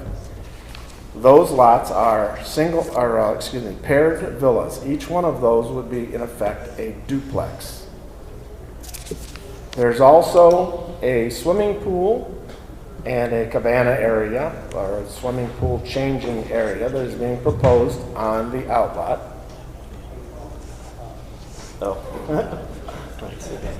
On this drawing, you can see the swimming pool. It's all the way on this end of the property. Each one of the lots is serviced by sanitary sewer. Indiana American Water has a water mains in the area, so that will be serviced by domestic water. And the storm sewer system has been designed and reviewed by Mr. Luke Sherrick of C.B. Burke. In addition to that, the sanitary sewer, when Mr. Brandt developed the property, he installed a lift station at considerable expense. That lift station pumps the sewage underneath Burns Harbor to the other side, over by the Portage Marina. And the lift station was designed to capture this property. We went through a long procedure with Gasvoda and Associates, who monitored the lift station in coordination with the city of Portage. And the lift station is adequate to service the property. There should be no problems in regards to that. Thank you. Did you have more to say there? Well, just one other thing, and that is that we normally, with a subdivision of this type, we would have a detention pond. We petitioned and received approval from your stormwater board to not have to put in a detention pond because of the fact that we're draining directly into the marina and directly into Lake Michigan. With that, I'm done. Cool. I'll open the public hearing, and then after we go through that, then I'll bring you back. So I will now open the public hearing. Is there anyone here to speak for the petitioner? Is there anyone here to speak for the petitioner? Is there anyone here to speak for the petitioner? Is there anyone here to speak against the petitioner? Is there anyone here to speak against the petitioner? Oh, got a hand up. Go ahead. I probably should mention too, if you just have like a general question, that's also fine too. It's the policy that we ask the for and the against 3 times each. Hey, please, if you could sign in and state your name and your address. Absolutely. My name is Dave Tippold. I live at 1201 Bayside Drive. Happy to live in Marina Shores, no complaints, and I appreciate the development and what I'm able to live in. I appreciate you guys' time and allowing us to speak and hear about this. As a resident, this is the first I've heard of Lot 85. I have documentation from when I purchased my lot. There was no Lot 85 on the plat. It wasn't even discussed or mentioned. Now, we could have went back in the master plan. You see the extension of Burns Waterway and all sorts of things back in there. And maybe that will come to fruition with the North Side Master Plan that's online on the Portage website. Hopefully it does, because that's going to increase our economy, increase our value of our properties. But I do have a few concerns, and one really starts with communication and clarification. We were notified a week ago in regards to this with registered mail. It was not sent with the normal mail time. Very few residents, from what I've heard, and this is just from my correspondence with local residents, very few actually received it. Some received a notification that it was a registered letter that they needed to go to the post office to pick up. 7 days is quite short notice for this for a lot of people. I don't know if it's really enough time to get attorneys involved to discuss it and find out more information. Tonight, before the meeting, was the first time I've actually seen this drawing. So that being said, while the meeting was going on, I looked online and you could see the properties for sale, and it's mentions that there's 79 units for sale and such things like that.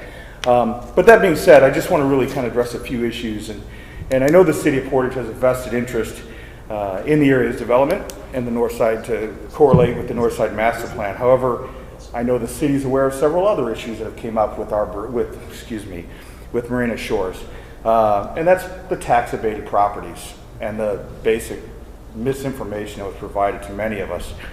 We had to petition the city council, and I know some members are here. I had to petition the city council to be reheard in regards to those abatements. There's several members in the audience that did or did not receive abatements based on that. So those are, again, communication and clarification that is of concern. I'm not sure what the plans are for abatements in this property or what the revenue is going to be. The development is advertised as gated, no maintenance community. The gates are our only secure portion of the community, is only on one part of the community. But that being said, they just recently were activated. It's been there 3 years, and just recently they became active. Roads are compromised. Manholes cause tire damage. I've myself bent a rim on the roads, and the boardwalk's not properly maintained. All of these have been addressed to Dave Bresnahan. Dave's a nice guy, does what he can, tries to appease most of the residents. But from what I'm understanding, a lot of residents hear that the things will be solved and they're not. That's my fear of what's going to happen in this new development. If I could ask you, just to clarify, are you expressing a concern? And there's only so much we can handle when it comes to, say, neighborhood. So let me just talk. Are you saying that you're concerned that it's going to... My concern is that the infrastructure is not maintained now. What's going to happen when we expand this infrastructure by 80 homes? Okay, that's my biggest concern that I have there.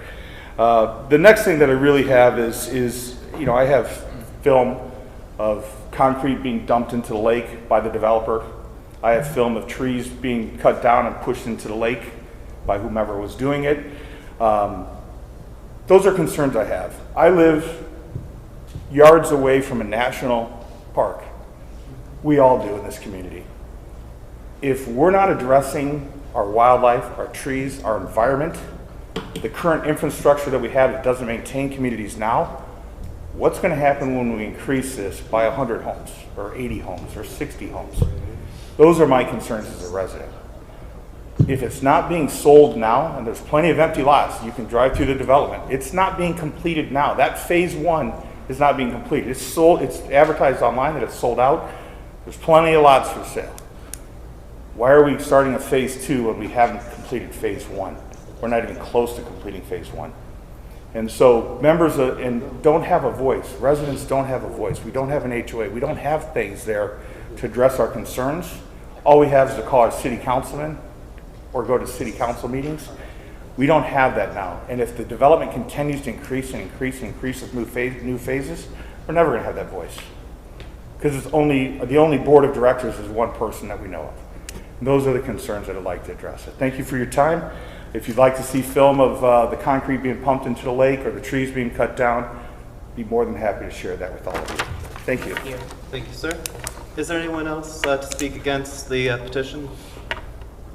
Well, I'm like here for the same reason, Sure. So you don't want us to repeat. Sure. If you have a different perspective, or if there's anything you want to add to it, that's fine as well. But if you covered what you meant to say, we'll address those same concerns.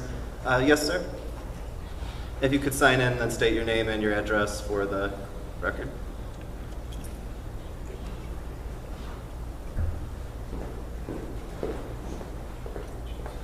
John Hediger, 6121 South Dune Harbor Drive, Portage, Indiana. I'll sign in here. Just a couple other points that I wanted to bring up with regards to the development. As was stated, I think we're all here to have this as being one of the jewels of Portage to increase our tax basis. We just want it done the right way. We just want to have communication to ourselves that live there and to other people of what's going to occur.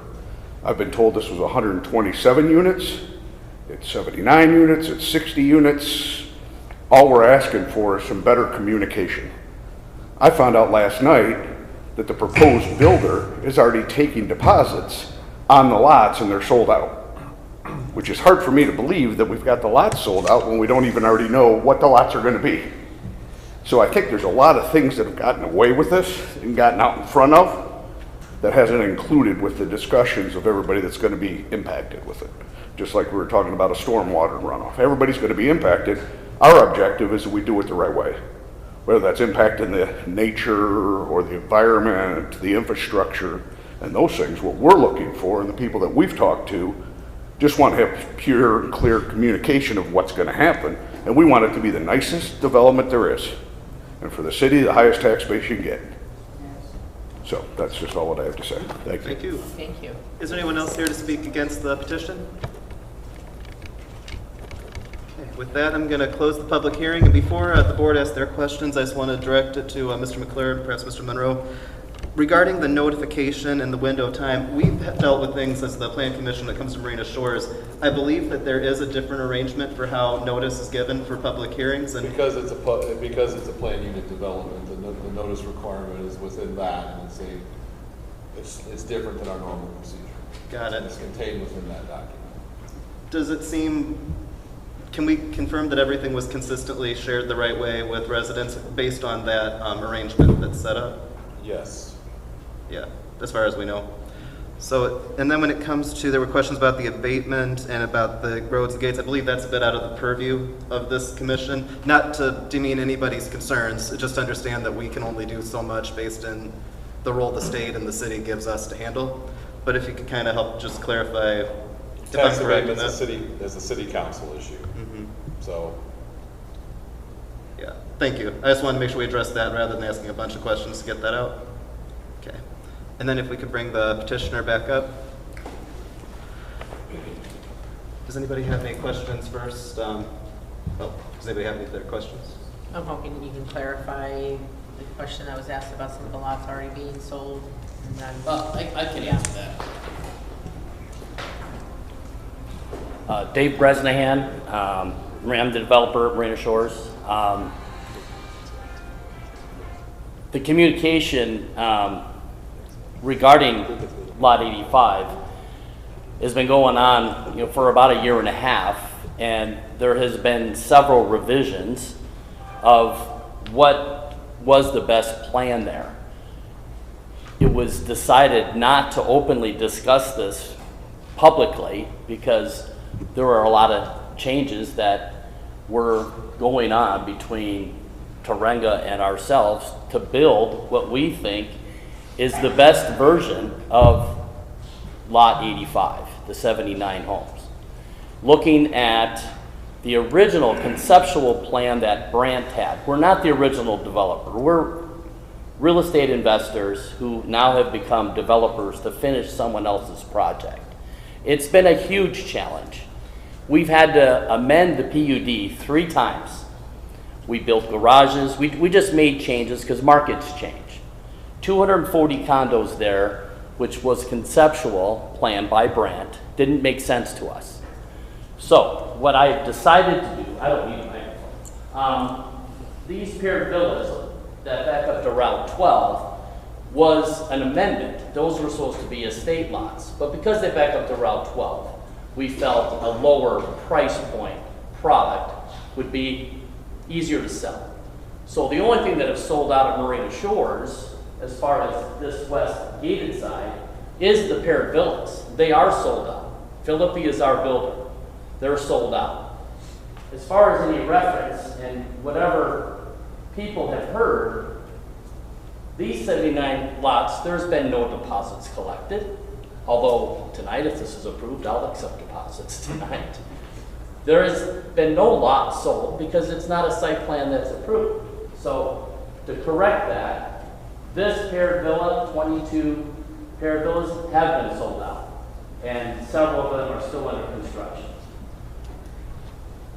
When Dave Tipple had mentioned that there's still a lot of vacant lots, there are vacant lots, but a lot of them are sold. They're already owned by a third party. They just haven't started construction yet. In fact, I have approximately, and we are selling lots, a 1 or 2 a week or so, and we have 12 lots, of which Steiner's going to buy about half and Philippi's going to buy half, and then we will be sold out, although not fully constructed with C of O's, with all those, but those lots will be sold.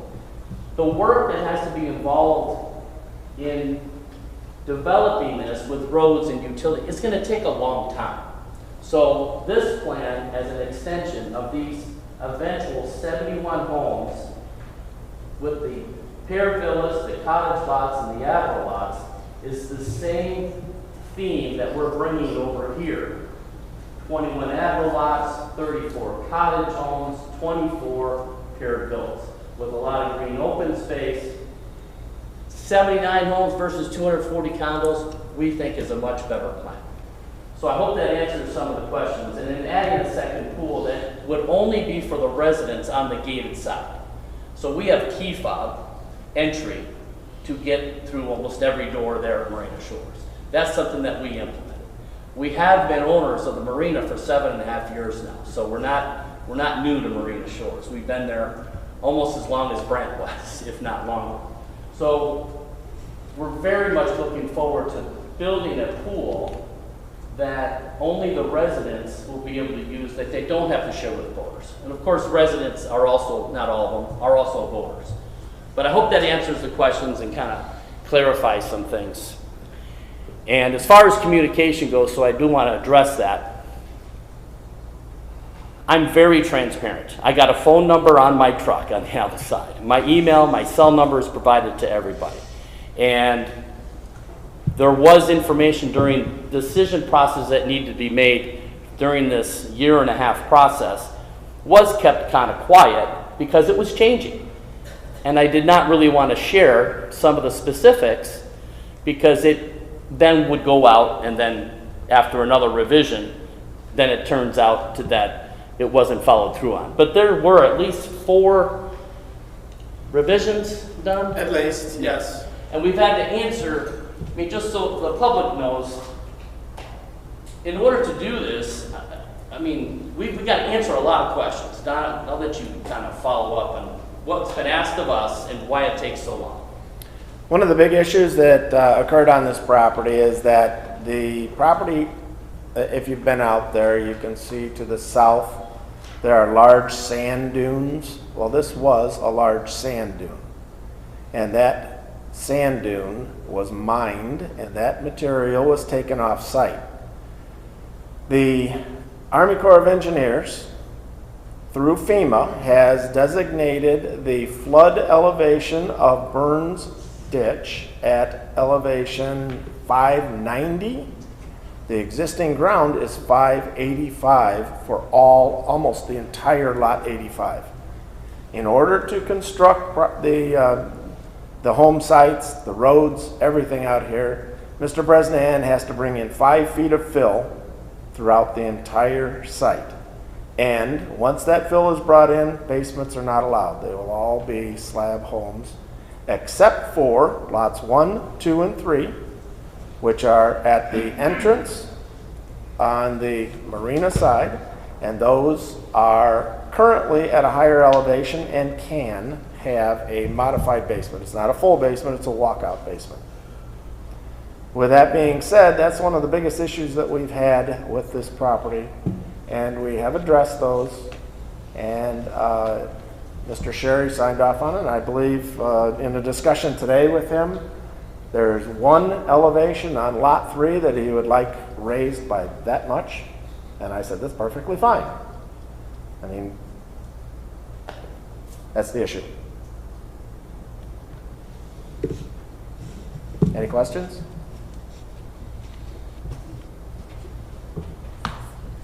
Thank you. Are there any other questions, or does someone have a motion in regards to the petition? We technically have the public hearing spot is closed. Similar to before, we'd have to vote to reopen if there's something else that needs to be said. That's of course always up to the members of the board to vote on, but.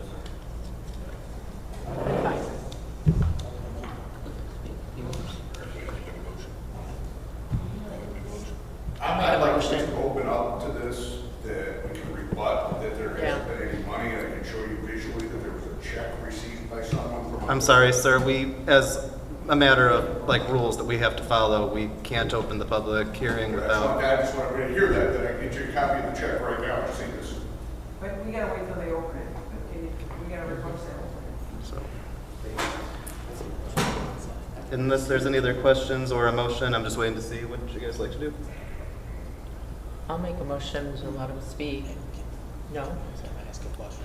Oh, I'm not sure if this falls under the layout of, purview anyway, does it?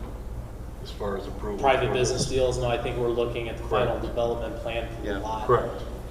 As it relates to something that Dave and Mr. Trenga just brought up with regard to the fill material required for construction. What's the construction process in terms of delivery?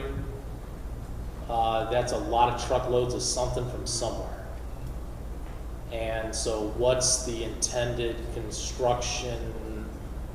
What's the thought? How you get into the site, where's stuff like that? No, how to get there, how to get it on site. How to get it on site is what the question is? Yeah. Well, obviously through dump trucks. Yeah, thanks. So you're going to use Stagecoach Road, and then you're going to use the private drive? I'm asking about access. Oh, okay, by access, okay. Well, as far as my understanding is that Stagecoach Road is that, or is that not your property? No, it's not. It is not his property. There is an access road off of Stagecoach Road that could be utilized, and an entrance could be constructed that could be used as a construction entrance. So Mr. President said before the meeting he's amenable to making inquiries with the property owner that owns that property to see if they have an issue with it. And if they don't, that's the way that we'll come in. As the old guy in the room. So when Mr. Brandt was developing Marina Shores 15, 17 years ago, construction and access really caused some problems on Stagecoach with some of the existing homes on Stagecoach Road. And it became a very hot issue. It made sense to use Stagecoach Road because nothing else was built, right? So public access via the public street onto your property. Why I'm asking the question now is you have a way through your own stuff to get to your own property without using the public street.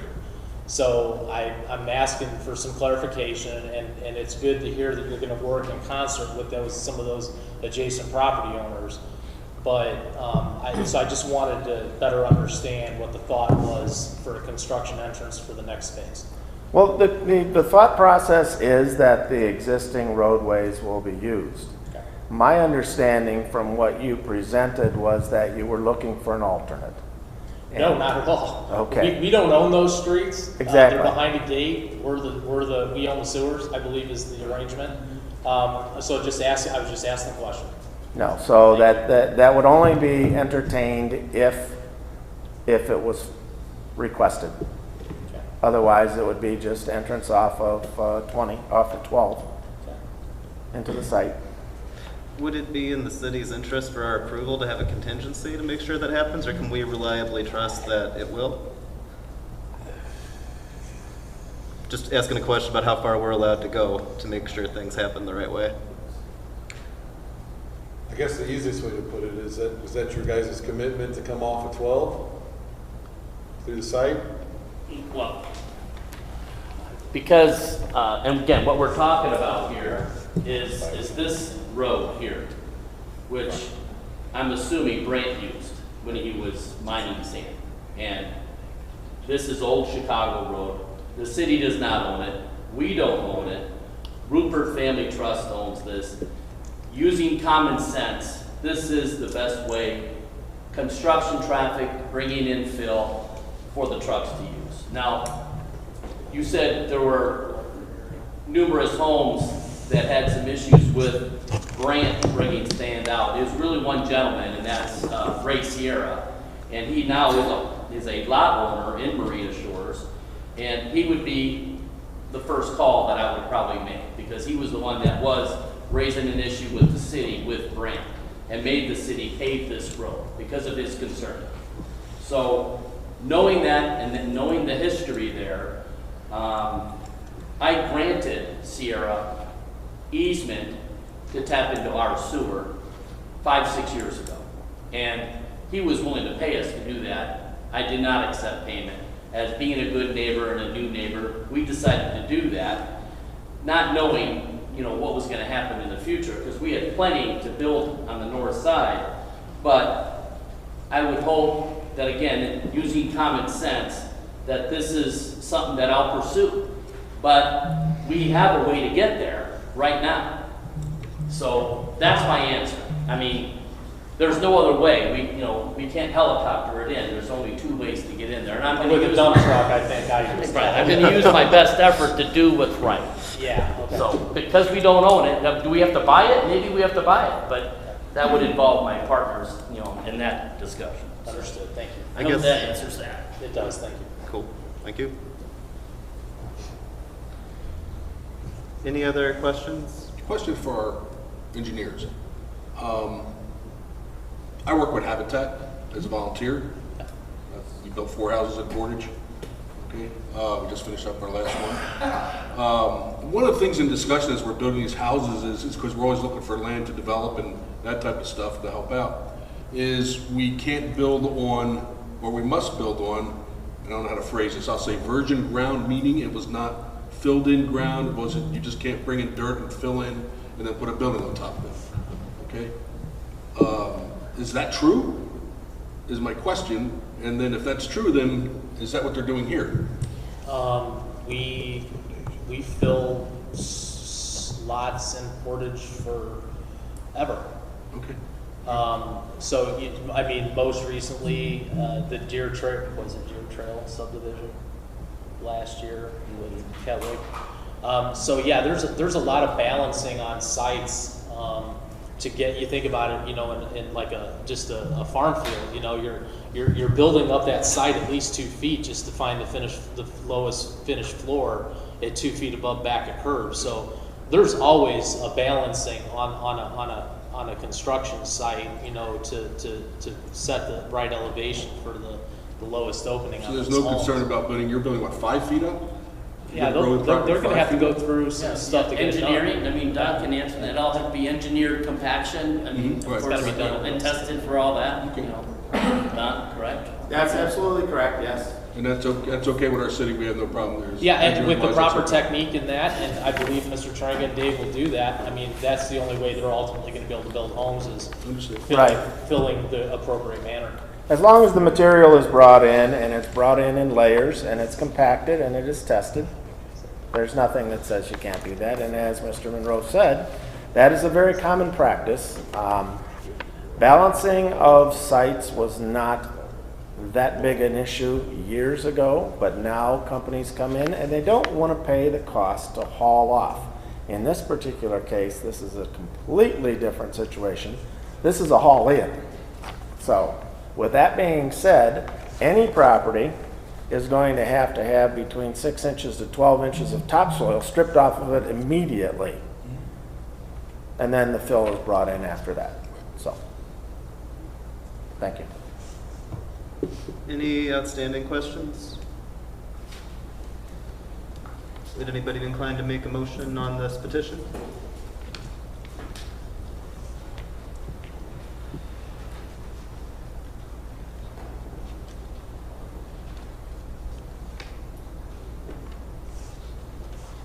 Are we in agreement, we have okay road access, I guess, at this point? That's my only concern about.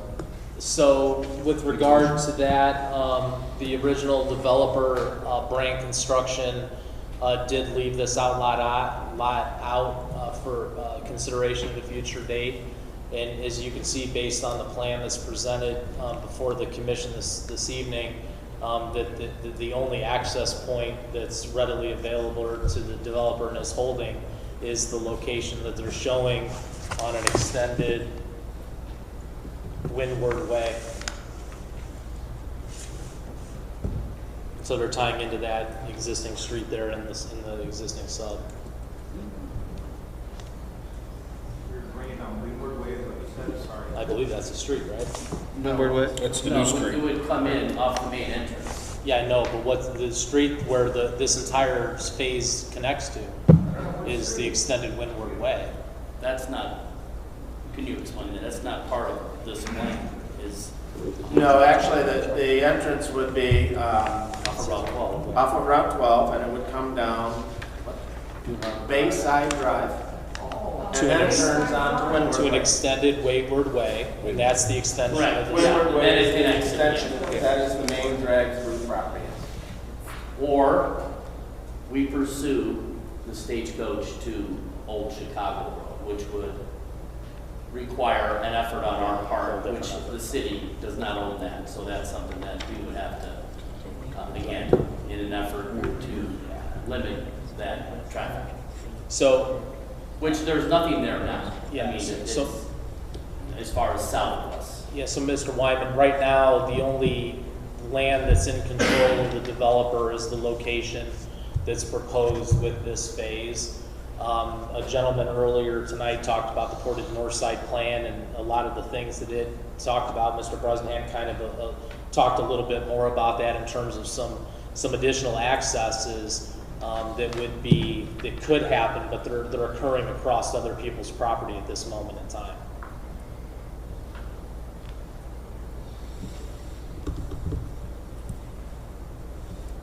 A little thing, I'm concerned some as to like just emergency vehicles having to get in. There's only one entrance, fire truck, ambulance.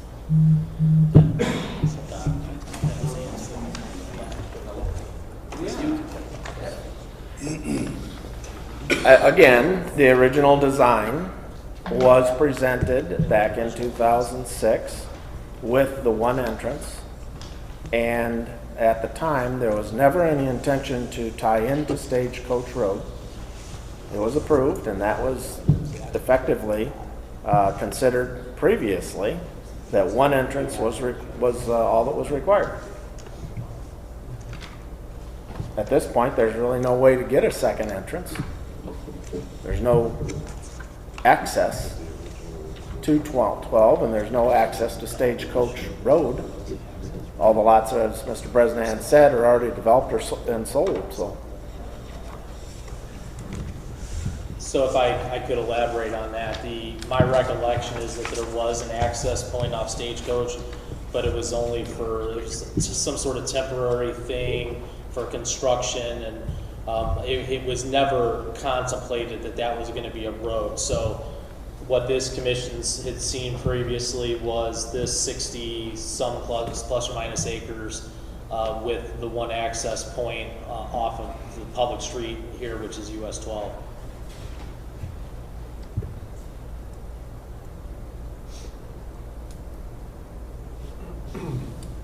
you can see by the design that as you extend south off of Windward Way, that there's some connection, but again, that's an adjacent property. Correct. So there's some build-off opportunities of this PD.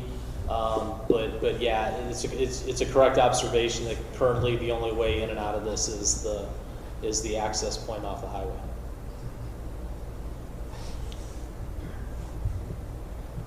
I would like to see if there's other possibilities of a second entrance back through here. You said this is actually a private road? So if you're familiar, as you come in off 12, I think it's a circle, right? Correct. And then Yes. to the right, as you make your way into the single family or paired patio part of the project, there's a gate. I think it's usually open, but there's a gate there.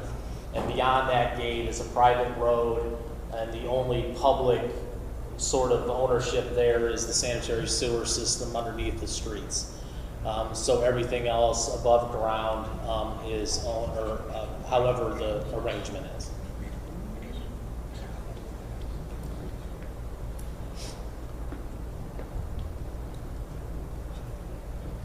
During our 18-month process in getting to today, we have presented this to Development Review Committee, first responders. They've all addressed any concern that they had, and they've already approved this. So raising that issue now seems to be after the fact, after we've already met this ability to be able to turn around is the reason why this is, this concept has been used. So, and to elaborate, the Fire Marshal, Chief Kender, is a member of the Development Review Committee, so he has had an opportunity to review this.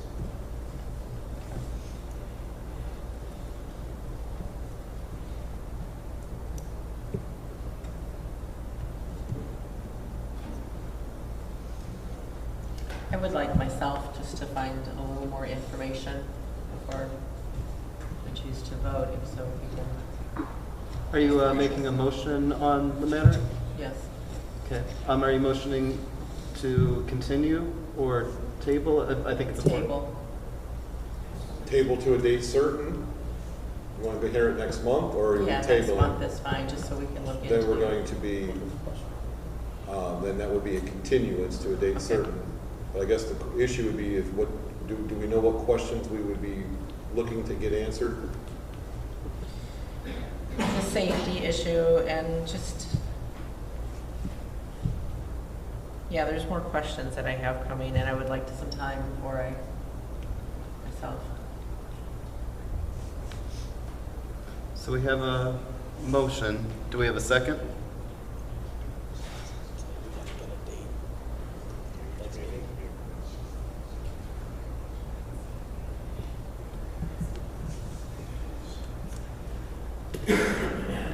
Is that a motion, Gina? She had a motion, but as of yet, we don't have a second.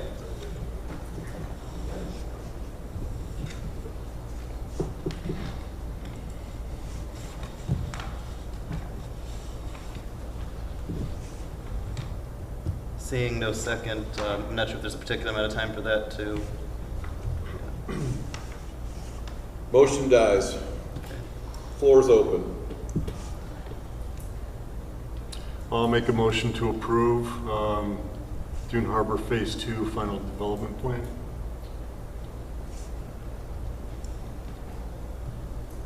I'll second.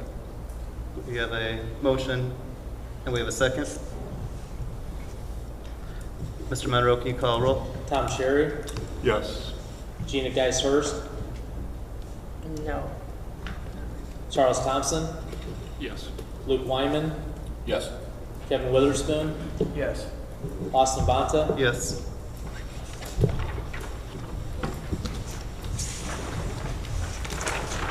Motion passes 5-1. Thank you very much.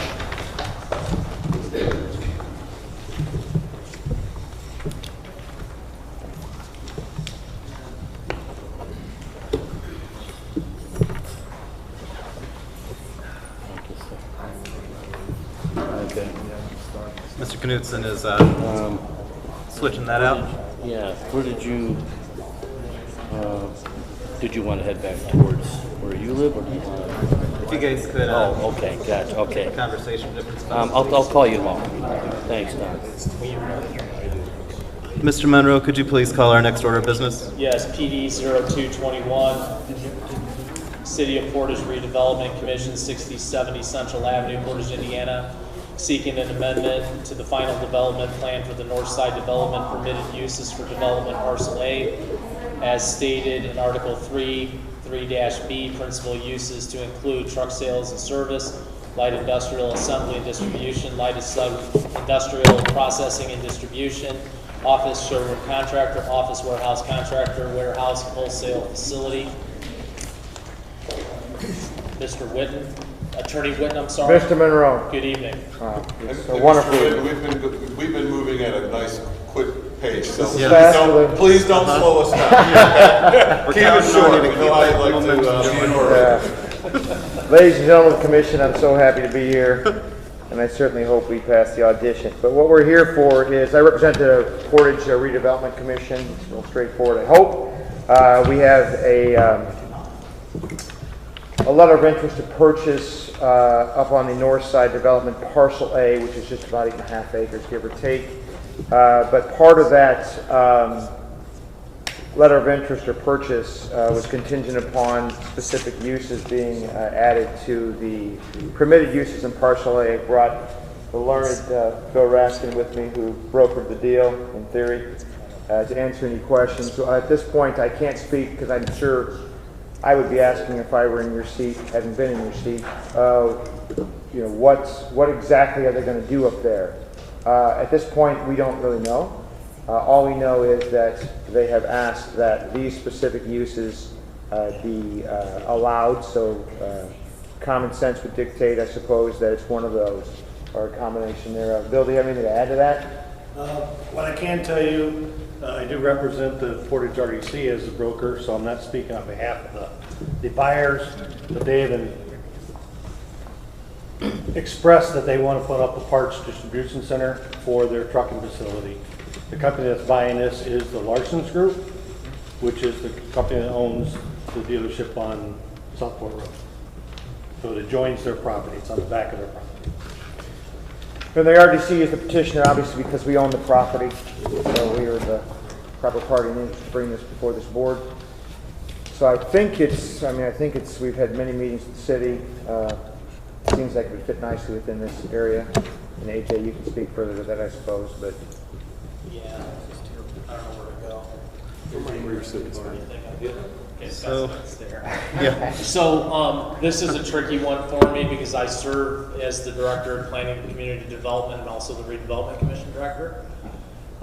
It's added and unique that the city, that department and the Department of Redevelopment Commission worked together back in 2007 to put together the Portage Northside Development Plan. So we as a department working with the Redevelopment Commission have been working on this project for a long time.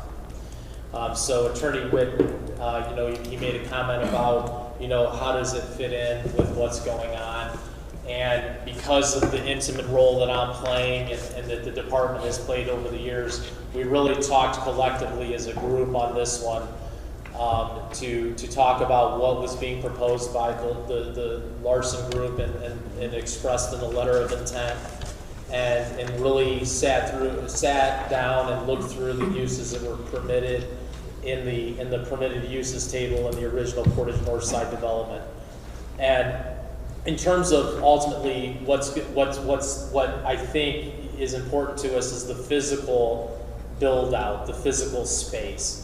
And as we looked at the permitted uses that were identified in the Northside plan, the kind of construction that would result, it seemed that the uses that had been requested by the Larson Group were really consistent with what the build condition would be on that development parcel.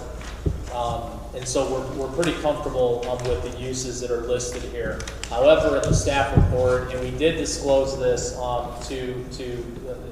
to the Larson Group, is what Mr. Rafshin pointed out during his comment, that Larson Group may simply decide to extend their operations north. And in the staff report, I believe you'll find a recommendation that if truck and sales and service is a use that you're comfortable with approving this evening, that it be tied to the operation of the Great Lakes facility. What we're trying to avoid by offering that recommendation is that there would be a standalone truck and sales service facility that would not be in concert with the Larson Group and their ownership of the property on Southport Road. Speaking on behalf of Kurt and everybody in the department, we're comfortable with the uses that are listed. We believe it's consistent with the comprehensive plan, what we're really trying to do in that area. However, we would want to recommend to you the one condition as it relates to truck sales and service being tied to the business on Southport Road. And as a further note, I guess, to that is that there's been quite a bit of discussion at the RDC level with kind of the view and the vision of this area up there as we begin to move forward with sales and developing and doing all sorts of things with that area. These uses, at least from the perspective of the RDC, seem to fit in with that vision, if that means anything. So I think this would be, at least in theory, sounds like a pretty good fit. Well, thank you. I'm going to open up for the public comment and public hearing, and then we'll bring you right back. So, opening it up, public hearing. Is there anyone here to speak for the petitioner? Oh, don't worry. No. Are you like neutral or have a question? You can come up with that. That's fine. We won't count you as like being a cheerleader. Don't worry. Might go both ways. Sure.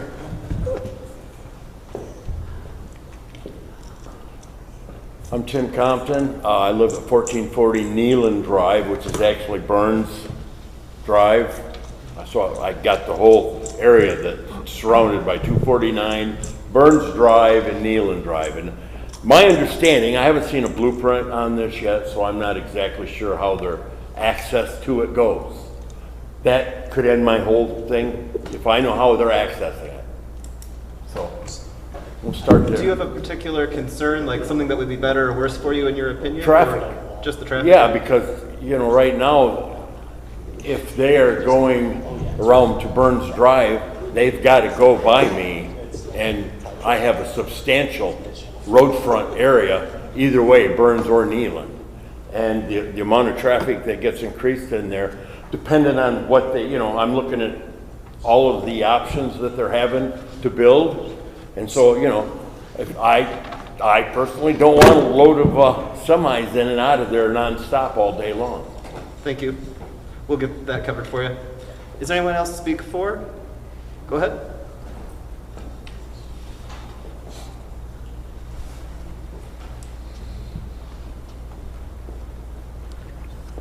My name is Mary Ewan.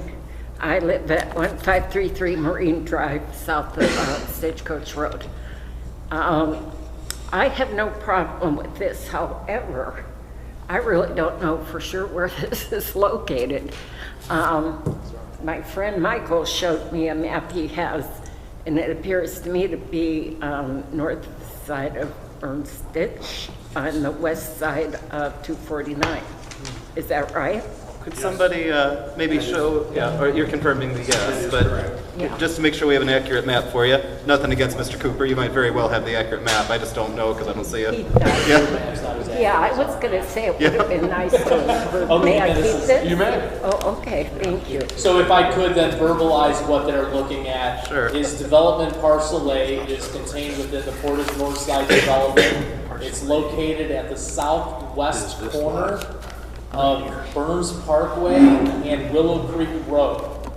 Okay, I think that's It is on the south side of Burns Water. On the other side, thank God. Okay, well, we already have, Peterbilt and that one, I call it steel mill right across Burns Ditch. They don't bother us, and there's enough wooded area that separates us. So it's fine with me. So I wish them well. Thank you. Thank you. And then, is there anyone here to speak against? Sure.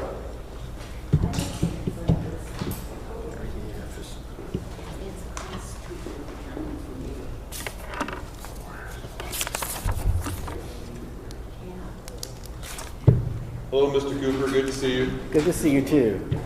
I can tell a little anecdote while I'm signing. I remember I got pulled over for speeding by a state trooper when I was 19 years old, and pulled over two people. And as I walked to his car, the other person told me to put him in a good mood. Well, the state trooper asked, what did he ask when I got to his car? I told him, and he said, well, I'll be in a good mood. So hopefully y'all are in a good mood after tonight.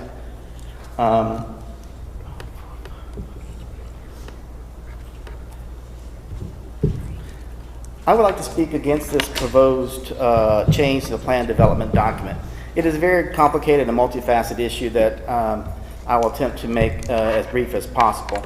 This considerable piece of real estate is coming available at a time when our recreational and hospitality sectors have taken a beating from COVID-19. When the tract was moved to a planned development zoning, the intent, I would understand, would be to steer those two sectors into this emerging, that property into the emerging national park tourism economy, which I still believe is possible, but given the slow nature of the recreational and hospitality recovery that is happening post-pandemic, such an opportunity is years down the road.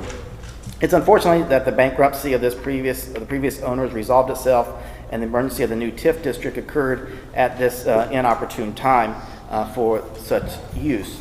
I hope the Planning Commission sees the future potential that this planned development has and is committed to waiting for those sectors to return to capital investments, rather than this quick sale that will not enhance this planned development or the future of Portage as the gateway to the Indiana Dunes National Park. The Redevelopment Commission is, in my opinion, sneaking around the back door and the planned development statute. Essentially, they are requesting the Planning Commission to do, under the Portable Municipal Code, is a de facto rezone of this parcel. Article 7, Section 90-7.1 states, in general, the uses that will be considered in a planned development are uses designated as permitted uses or special exceptions in the base zone district. Those uses presented are not permitted in either the permitted uses or special exception for the Marine Waterway District.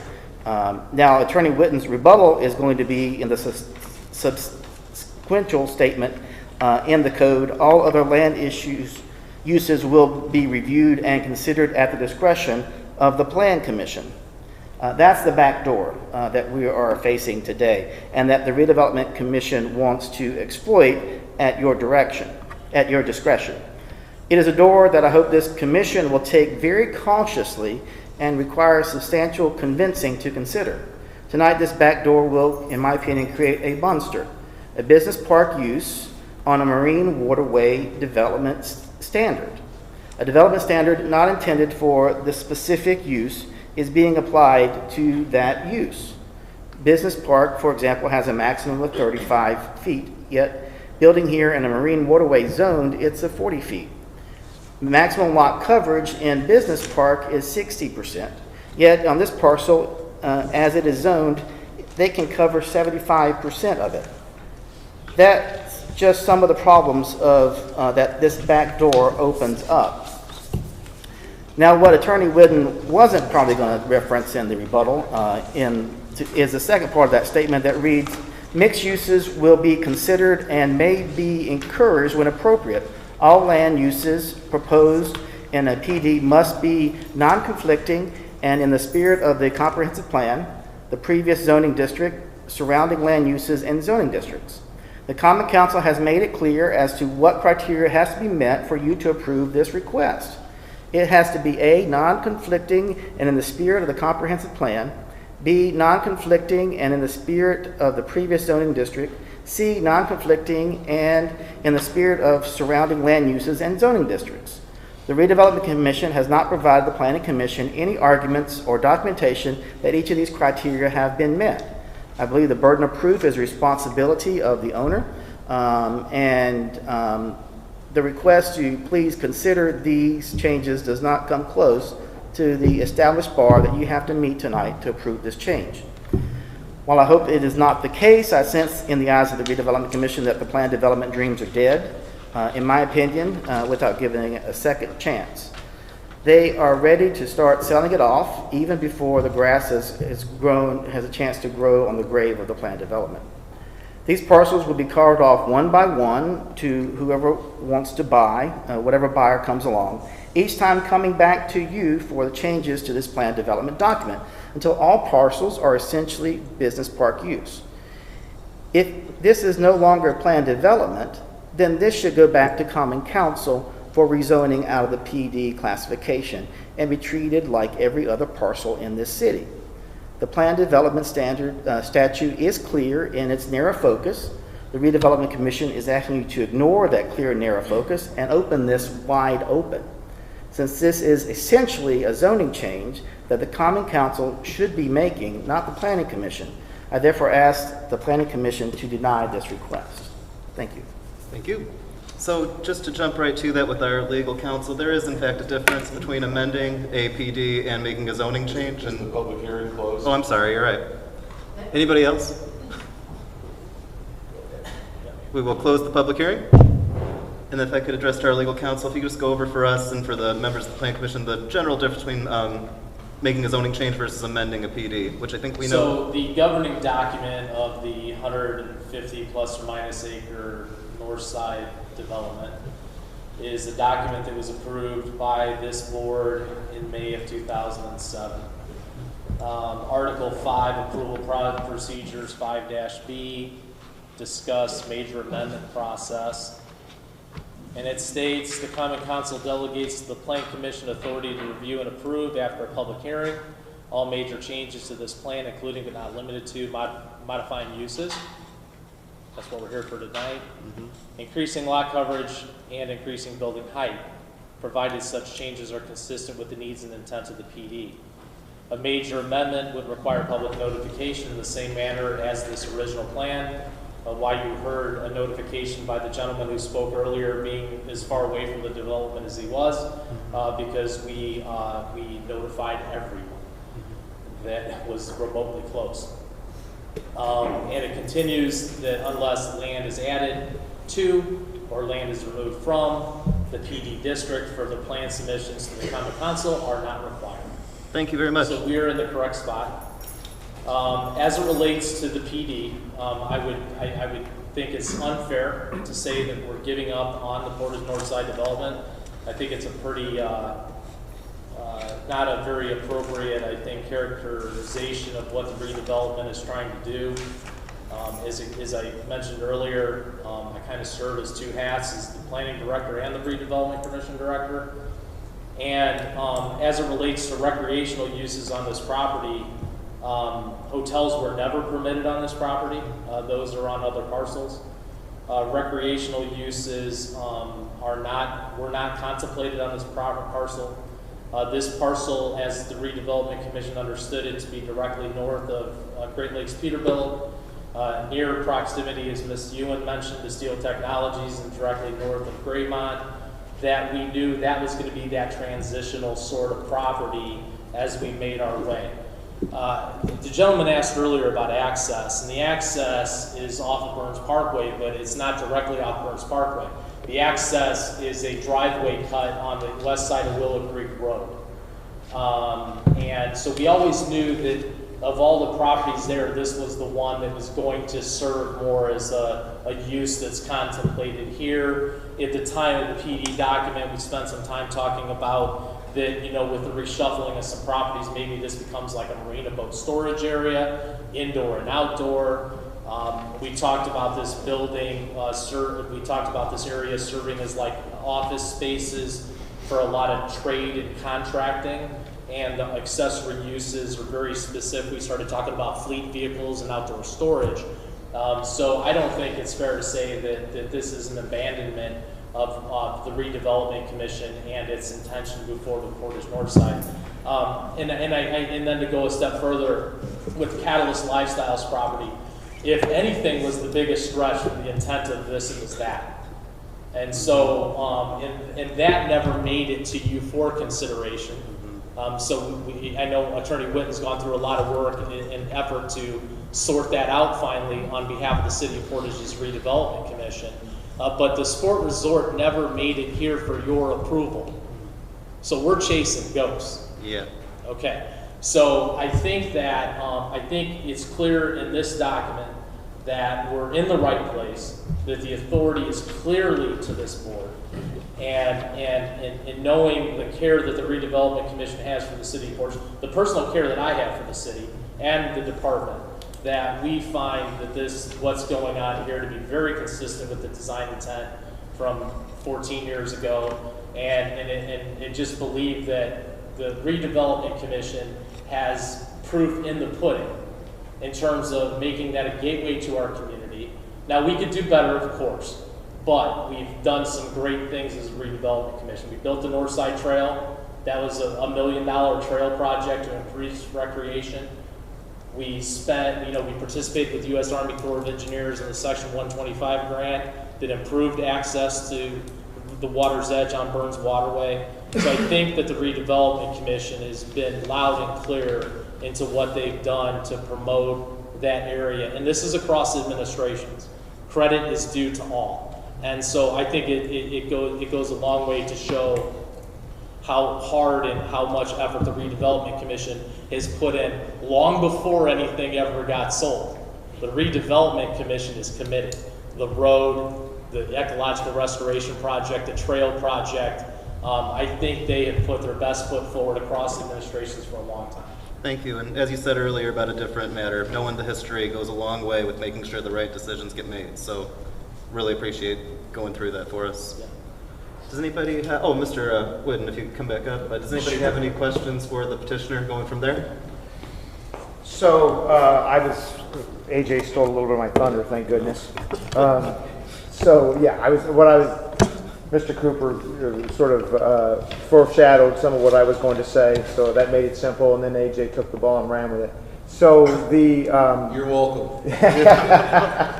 So I believe clearly, just you heard what AJ said. This is the board that is entrusted with the authority to make this decision. We believe it fits in with the development and the vision and the future of the RDC and up on the north side development. It wouldn't be here if they didn't. This isn't a fire sale. This isn't go out and find the first buyer on the road. This is trying to find somebody that fits in with the plan. So that's why I'm here today for the RDC. It seems to hit all the boxes, tick all the requirements. So I would ask that you approve this request. Any other questions or a motion on the proposal? AJ, can you reiterate your suggestion as far as a contingency? So my concern is that without noting that the truck sales and service is tied to the Larson Group's ownership interest in the Peterbilt, is that a standalone truck service and sale facility would be built. So my request of the commission for your consideration is if you are in favor of allowing truck service and sales and service as in this list of permitted uses for development parcel A, that you would tie a condition to that approval. That is, it is only for the extension of the business use of the Larson Group and what we commonly know as Great Lakes Peterbilt. Mr. Chairman, on behalf of the petitioner, we have no problem with that contingency, frankly. And I think it also goes to show the due care of the North Side Project's plan moving forward. That this is they're cutting with a scalpel, not a sledgehammer here, trying to find the right. Do sledgehammers cut? In a manner of speaking. They will tonight. You work hard enough. This is part of that overall plan that fits in. Yes. So would someone be inclined to make a motion and with that contingency, perhaps? I got one other question. Oh, go ahead. Just because there's something written here, it says share sale is currently set for Wednesday, June 23rd. So they don't own this property yet? So this is a related matter, so that's background. That's in the background section of the staff report. So what I was doing in the background section of the staff report was letting you know the ongoing work that the redevelopment commission is doing in the entire park. So this is an 8.5 acre parcel. This action is only specifically related to that 8.5 acres at the southwest corner of Burns Parkway and Willow Creek. The action that's discussed in that sheriff's sale item, Mr. Wyman, has to do with development parcel C. So that's the parcel north of Burns Parkway where the old Portage Yacht Club used to be. And that's about 170-something acres, and that is set for sheriff's sale on the 23rd. Okay, understand. Okay, thank you. Thanks for the question. Is anyone inclined to make a motion?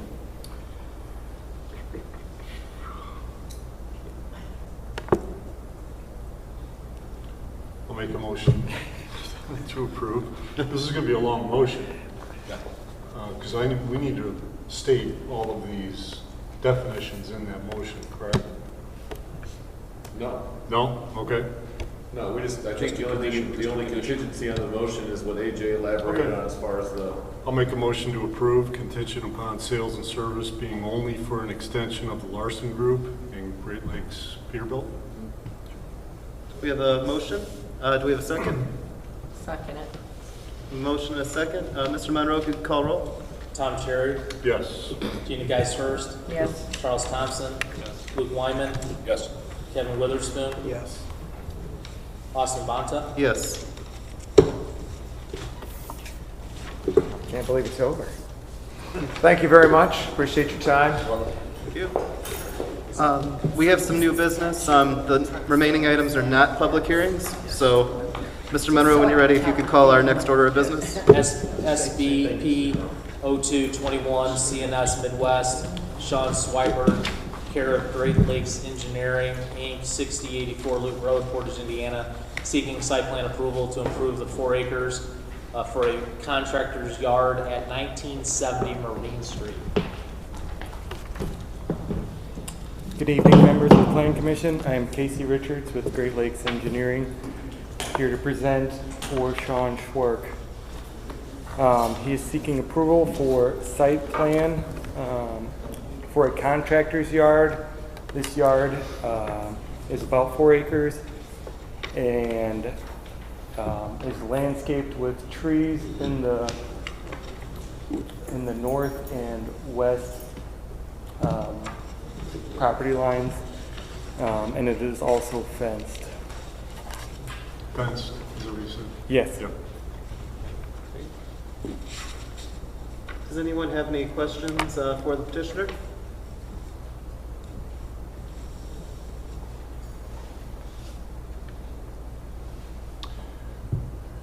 Contractor's yard, could you define that or? Yeah, describe that? so What do you store there? And this has been to the BZA twice. The first was for a use as outdoor storage, and then the second was for curbs and pavement to be excluded. I think that's the only ones, as well as a fence in the front yard. So the yard is going to be for storage of pipes and materials. This is a directional drilling company, so they'll have excavation equipment and mostly on pipes. Okay. And then the yard is compressed limestone. Right.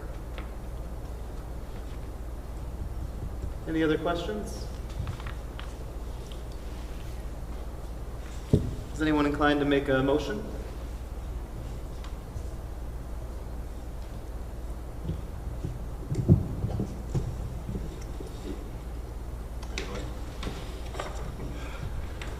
Well, I'll make a motion to, for approval to improve 4 acres for contractor's yard. And then do we have a second? We have a motion and a second. Mr. Monroe, if you can call roll. Tom Cherry, Yes. Gina Geis-Hurst, Yes. Charles Thompson, Yes. Luke Wyman, Yes. Kevin Witherspoon, Yes. Austin Bonta. Yes. Congratulations. Thank you. And then, Mr. Monroe, can you call our last order of business? Yes. SP 0620 Interstate Companies, Inc., care of DVG Group Team. Change your name. Yes. Good stuff. Russ Inc. Posen. Wait, hold on, man. Oh, I'm sorry. 1155 Trout, got the name change. 1155 Trout Line Road, Crown Point, Indiana. Seeking site plan approval to construct a 35,750 square foot truck and commercial vehicle service operations center at 6145 Mountain Road. Thank you. Just have some additional information I want to pass out. If you don't mind.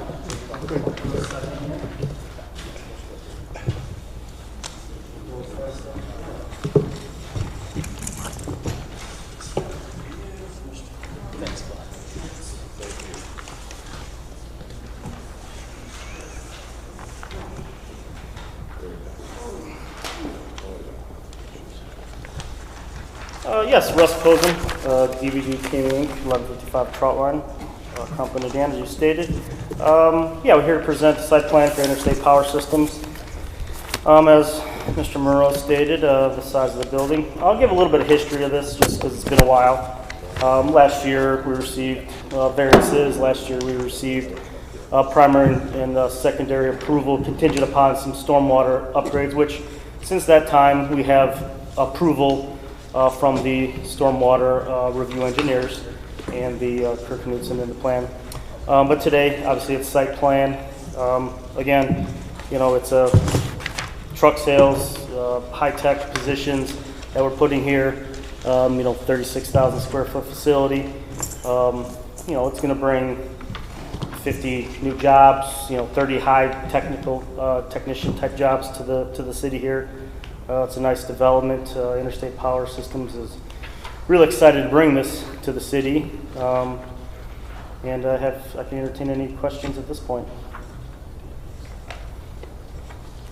Just check, you said there was a name change. This has been going on for a while, so it's Yes, it has. Not a new company, though. No, same company. Interstate Power Systems is the entity or the facility name, if you will. Got it. The additional information I brought kind of came to me late. The second page of that handout is really, this is the signage. It meets ordinance.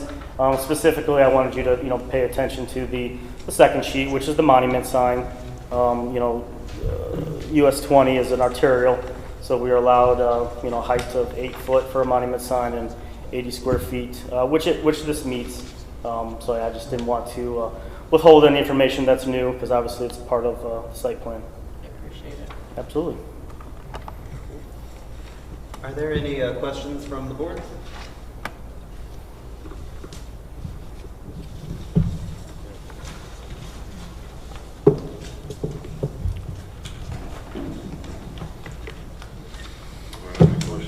Would anybody be inclined to make a motion? I can make a sweep, and I will seek. I make a motion to approve the construction of the approved construction. We've got a motion. Do we have a second? Site plan approval. You'll second? Second. Great. We have a motion and a second. Mr. Monroe, could you call roll? Yes, sir. Tom Cherry? Yes. Gina Geis-Hurst? Yes. Charles Thompson? Yes. Luke Weinman? Yes. Kevin Witherspoon? Yes. Austin Bonta? Yes. Congratulations. Thank you. Appreciate it. Appreciate your time tonight, everybody. Absolutely.